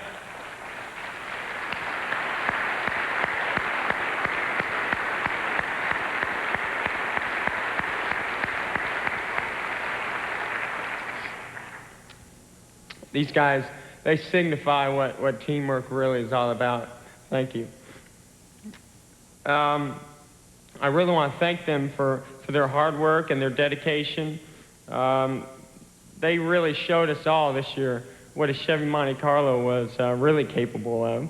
And sorry that we didn't win that manufacturer's championship, but we did all we could do. We need a little bit of help, guys. Can't do it on our own. Takes a team. It seemed like any time that we were down, these guys fought back to get us back into victory lane and get us back where we need to be to win this championship. And without you, this certainly would not be possible. Thank you again. I'd like to also thank everyone from Hendrick Motorsports who has made all this possible. Everyone in the engine shop, the chassis shop, the R&D shop. Everybody really plays a major role in making this happen. I want to thank my crew chief, Ray Evernham, for leading this team to their second championship in 5 seasons. Ray has an amazing ability to get 100% out of everyone around him, all these guys, including myself. And I think he's the best darn crew chief that I've ever worked with. Of course, he's the only one I've ever worked with. No, seriously. I do think that he's the best crew chief to come along in this sport in a long time. He's not only a great motivator and a coach, but he's also somebody that I call a friend. Thank you. Without 2 great teammates like Terry Labonte and Ricky Craven and all their guys on the Kellogg's team and the Budweiser team, winning the 3rd championship in a row for Hendrick Motorsports certainly would not have been possible.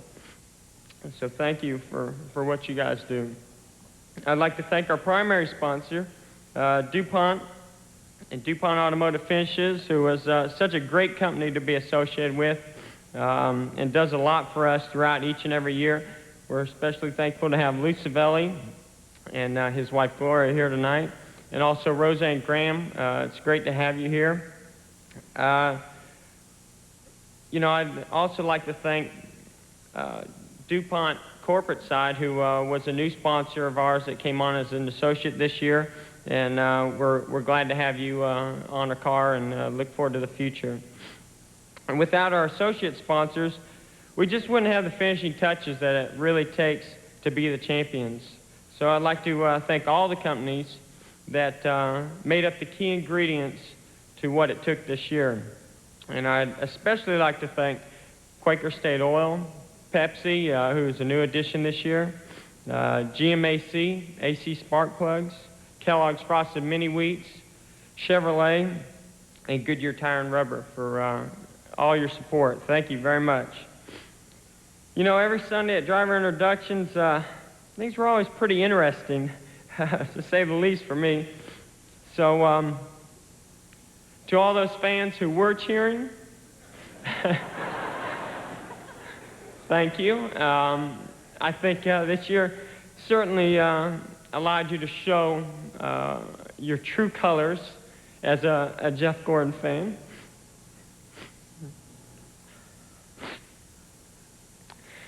And to all those who weren't cheering, well, what can I say? Your loyalty is what makes this sport what it is today.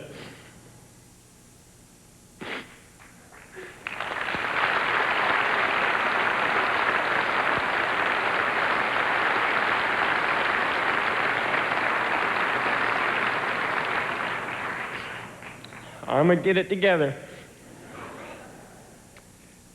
There have been some key people behind the scenes that I definitely need to thank that do a great job at steering me in the right direction when I'm not on the racetrack and in the race car. Thanks to Bob Brannon and everyone at JG Incorporated for everything that they do. And also Performance PR Plus and everybody in the PR department for every weekend at Hospitality and for everything they do all year long. You know, I've been very blessed in my life and in my career, and I must thank God for coming into my life and making such a difference in the way I approach life and the way I approach racing. Thank you, God. And I'd like to thank him for blessing me with all the people, all the companies, all the fans who I've thanked tonight. It certainly wouldn't be possible without them, and I feel like he's brought this special group to me.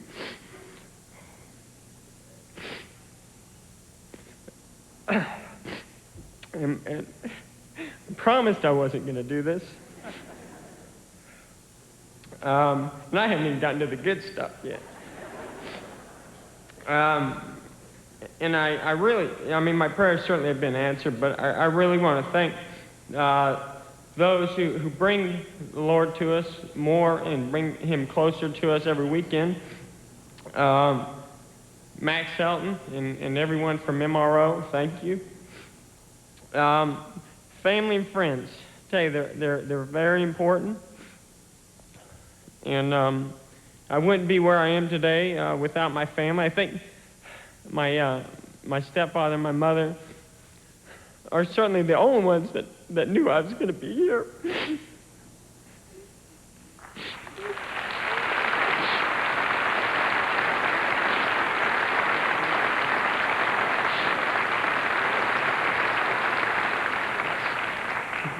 I know, Earnhardt, I'm a crybaby, aren't I?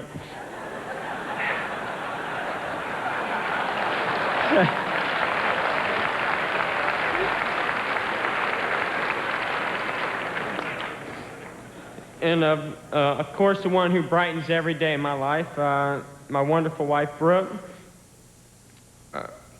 You know, you wives have a tough job. Not only the driver's wives, but the crew members' wives, all the wives that are a part of this wonderful sport. And on Sundays, we probably put your nerves through the roof, and I'm sorry for that, but we certainly couldn't do it without you. And Brooke, thank you so much for your support that you give me every day throughout the year.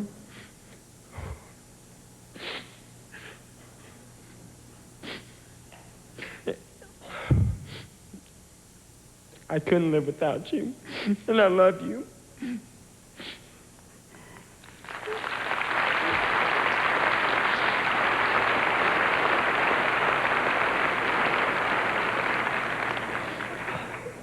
Thank you. I made it past. All right, we're getting to the good stuff.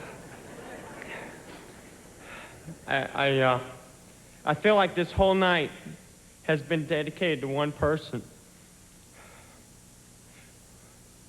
And that is one person who cannot be here with us tonight.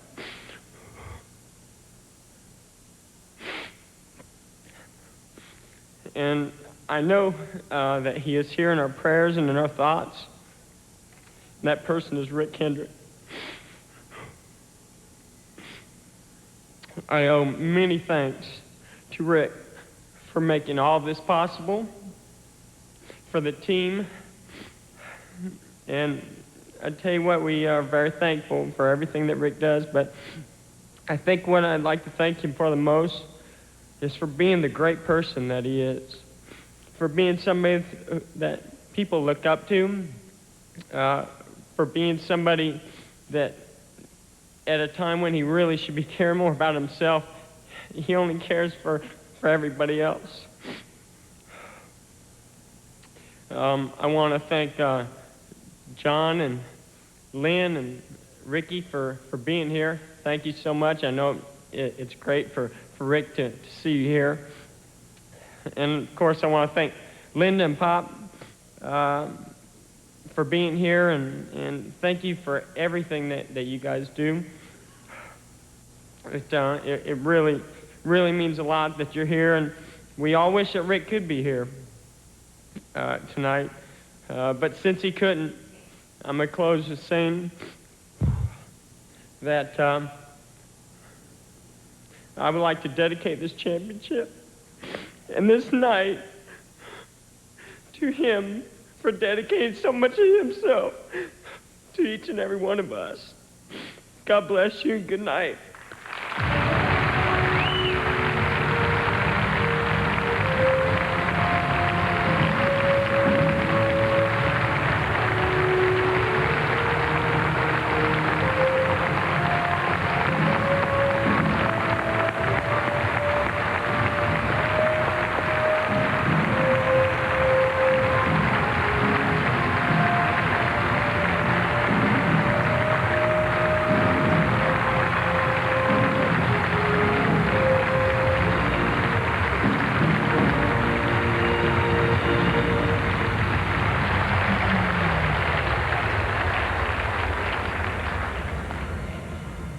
Jeff, we'll let you go sit back down and catch your breath for just a moment.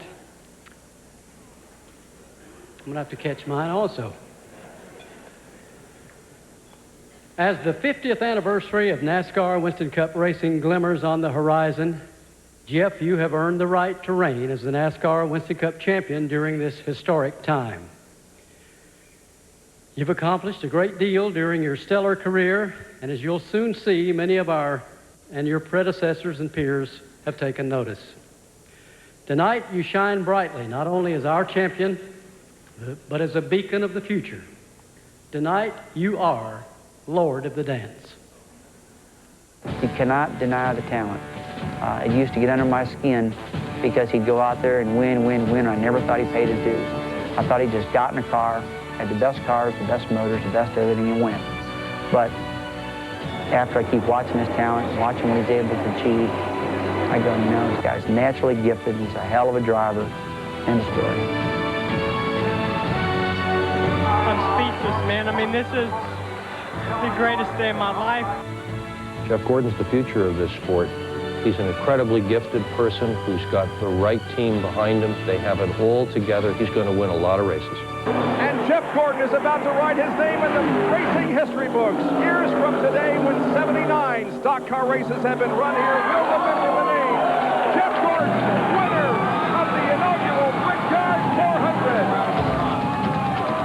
the spark of greatness was in him when he was that tall. In fact, almost every great driver wins immediately. I don't care if it's a go-kart, as a sprinter, a midget, or a late model sportsman.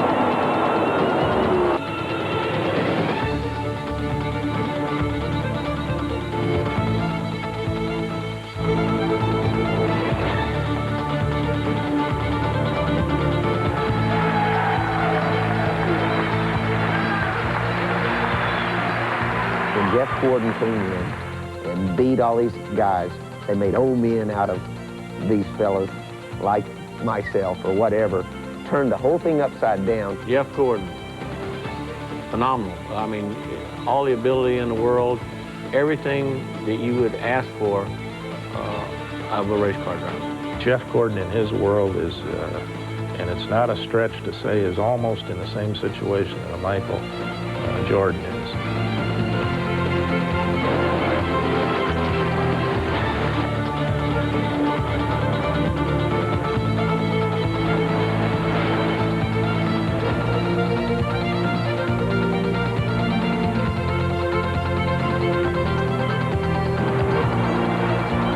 Every great athlete has a season that is significantly better than any other time. I think this year has been that sweet spot in time for Jeff Gordon, because to win over 10 races in a single season with the competition like it is today is just absolutely awesome.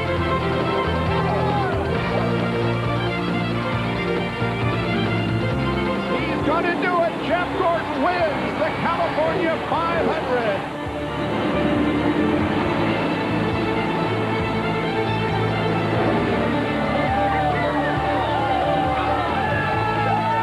Yeah, I'd like to think I was a lot like Jeff Gordon, but Jeff Gordon wasn't as rough and tumble as I was. Other than that, he's a good, clean-cut guy, you know.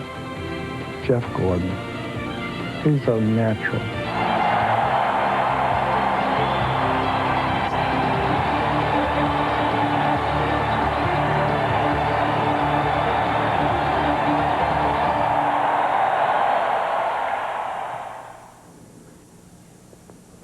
The 1997 NASCAR Winston Cup season has come to a close, and tonight we have kicked off the celebration of NASCAR's 50th anniversary celebration.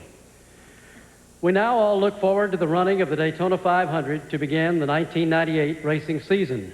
But before we go, please welcome back to the stage for one final time the 1997 NASCAR Winston Cup champion, Jeff Gordon.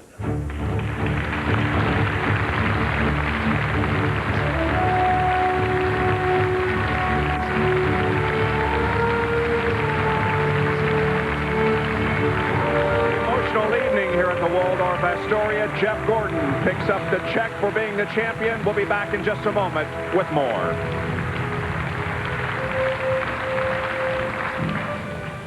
Ladies and gentlemen, thank you for coming tonight.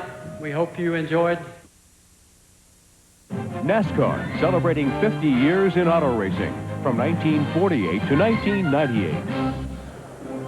And while you're getting your fill of Christmas food and New Year's food, we will give you your fill of auto racing, because Benny and I are going to be hosting 2 marathons, one on Christmas Eve beginning at 9 o'clock Eastern Time, and then another on New Year's weekend, New Year's Eve and New Year's Day. 9 races, 32 hours of programming, and we go all the way back to 1983 to bring you some of the memorable races that we have covered down through the years here on ESPN. You and I are going to be there, and should be fun, huh? It is. It's going to be a lot of fun. And I tell you what, you know, folks, Jeff Gordon, very emotional, and we talked about it. He wasn't this emotional in 1995, right. But in 1995, Rick Hendrick was here at his side. Tonight he wasn't. Folks, that's what that was all about.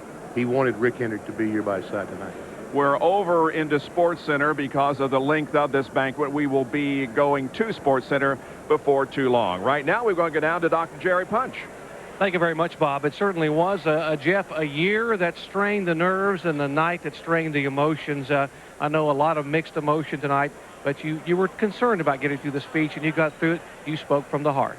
Well, you know, for the first time, I wrote my own speech, and those were my true words, but I'm going to try not to, let it, every time I think about, what I want to say, it just really brings out the emotions in me. And, I prayed a lot about it, and I think, God wanted the emotions to come out, and I'm just so thankful for so many things, but most of all for being able to get this championship for Rick Hendrick. But to be able to have a sport like NASCAR, to be able to have sponsors like R.J. Reynolds and Winston, to be able to come to such an event tonight and give so much thanks to so many people, it's a real honor, and I really look forward to the 50th anniversary next year and defending my championship. You talked about how this is a dream come true. What do you say to the young boys and girls whose parents let them sit up at night across the country as they sit in the living room and lay in front of their television set thinking about the quarter midget they may drive, about the possibility they may one day stand on this stage? Well, I tell you what, it's amazing. When you dream about things, dreams do come true. And, I mean, this is more than a dream for me to come true. And it starts at a young age, and I don't care if it's racing or what it is, as long as the parents are supporting the kids and really giving them what they need to be able to go out there and do something that they love to do. I love to race, and I think if there are other kids out there that love to race, I hope that their parents support them and give them the foresight, I guess, that my parents gave me, and hopefully they'll get to this level, because there's certainly a lot of talented people, a lot of talented race car drivers out there. They could be right here with where I'm at, and it takes a lot of good people to make that happen, but it starts with the parents. Indeed it does, Jeff. Thank you so much. Congratulations, and thanks for being such a great role model for all the youngsters around the world. Congratulations, champ. This sport of NASCAR Winston Cup racing, what more can you say? The words friends and family were used many times over tonight. A special night of NASCAR. Back in a moment.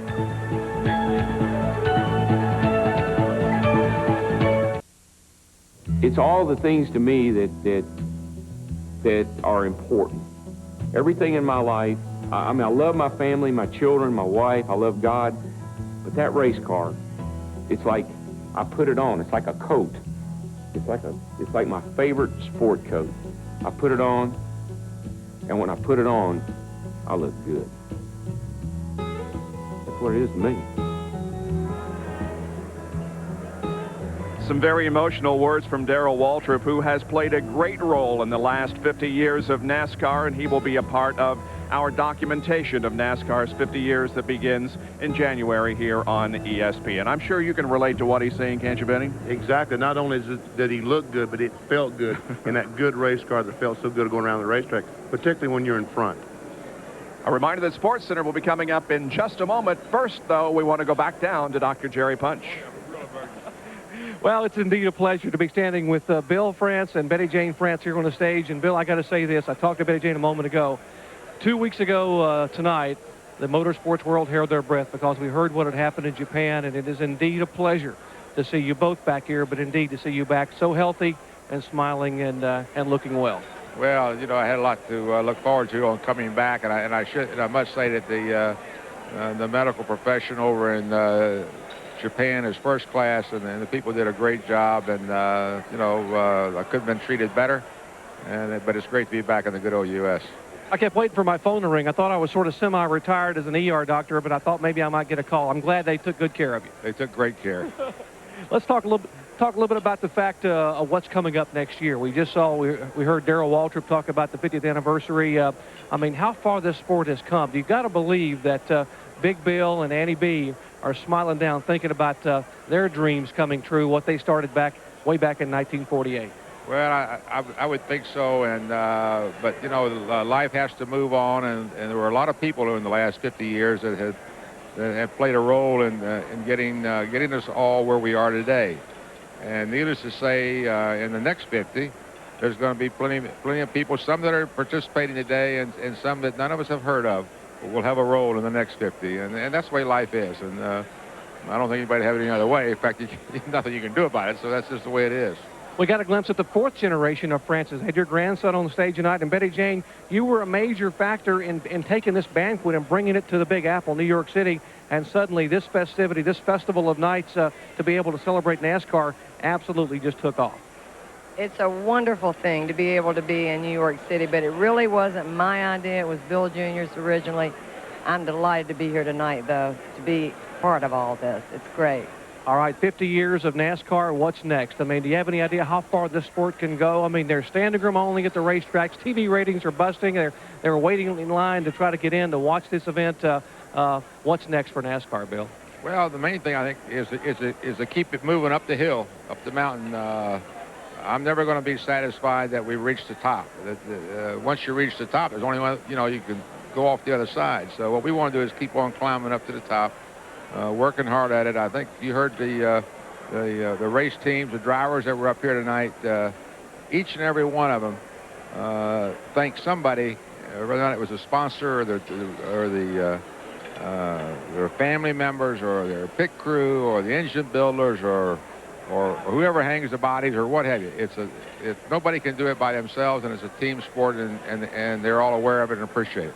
You know, Bill and Betty Jane, I said earlier, I don't think I've ever been to a Major League Sports Awards banquet where I heard the word family used so much. And on behalf of all of us at ESPN and ABC and the fans, thank you so much for what you have done and what your father and mother did to bring this sport to us almost 50 years ago. Thank you so much. Bob? All right, thank you, Jerry. We will be back to wrap things up here at the Waldorf and show you some of the awards that were handed out before we went on the air. That after this break. Stay with us.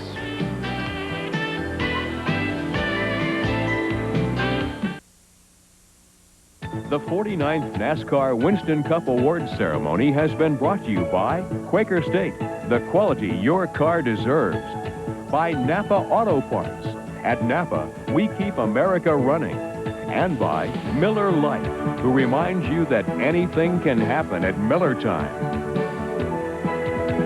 Welcome back to the Waldorf-Astoria. We have to tell you about some other awards that were handed out earlier tonight, but there were also 3 awards that were handed out yesterday that we need to talk about. Yes, especially the Buddy Schumann Award.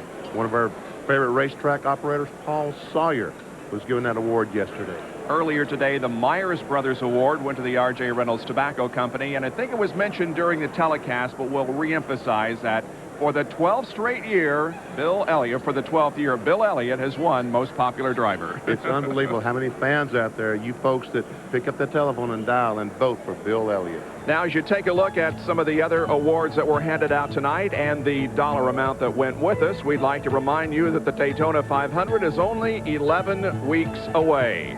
And we'd also like to remind you that Benny and I will begin our coverage of Winter Heat Sunday from Tucson, Arizona at 3 o'clock Eastern Time. So you'll have live racing every Sunday except the Sunday prior to Christmas as we continue with the Winter Heat Series in December and in January from Tucson International Raceway. That should be fun. Jeff Gordon picked up a lot of extra money here besides that which he received down on stage from R.J. Reynolds, $2.3 million.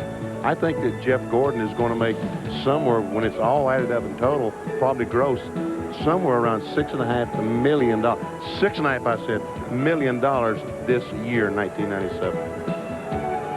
It's been a great ceremony here tonight. Very emotional throughout, but again, it was from the heart, and that's what the important thing is. It was from the heart. I mean, folks, Jeff Gordon, again, he wanted Rick Hendrick to be here. They all wanted Rick to be here. I thought that Linda Hendrick did very good, and Ray Evernham.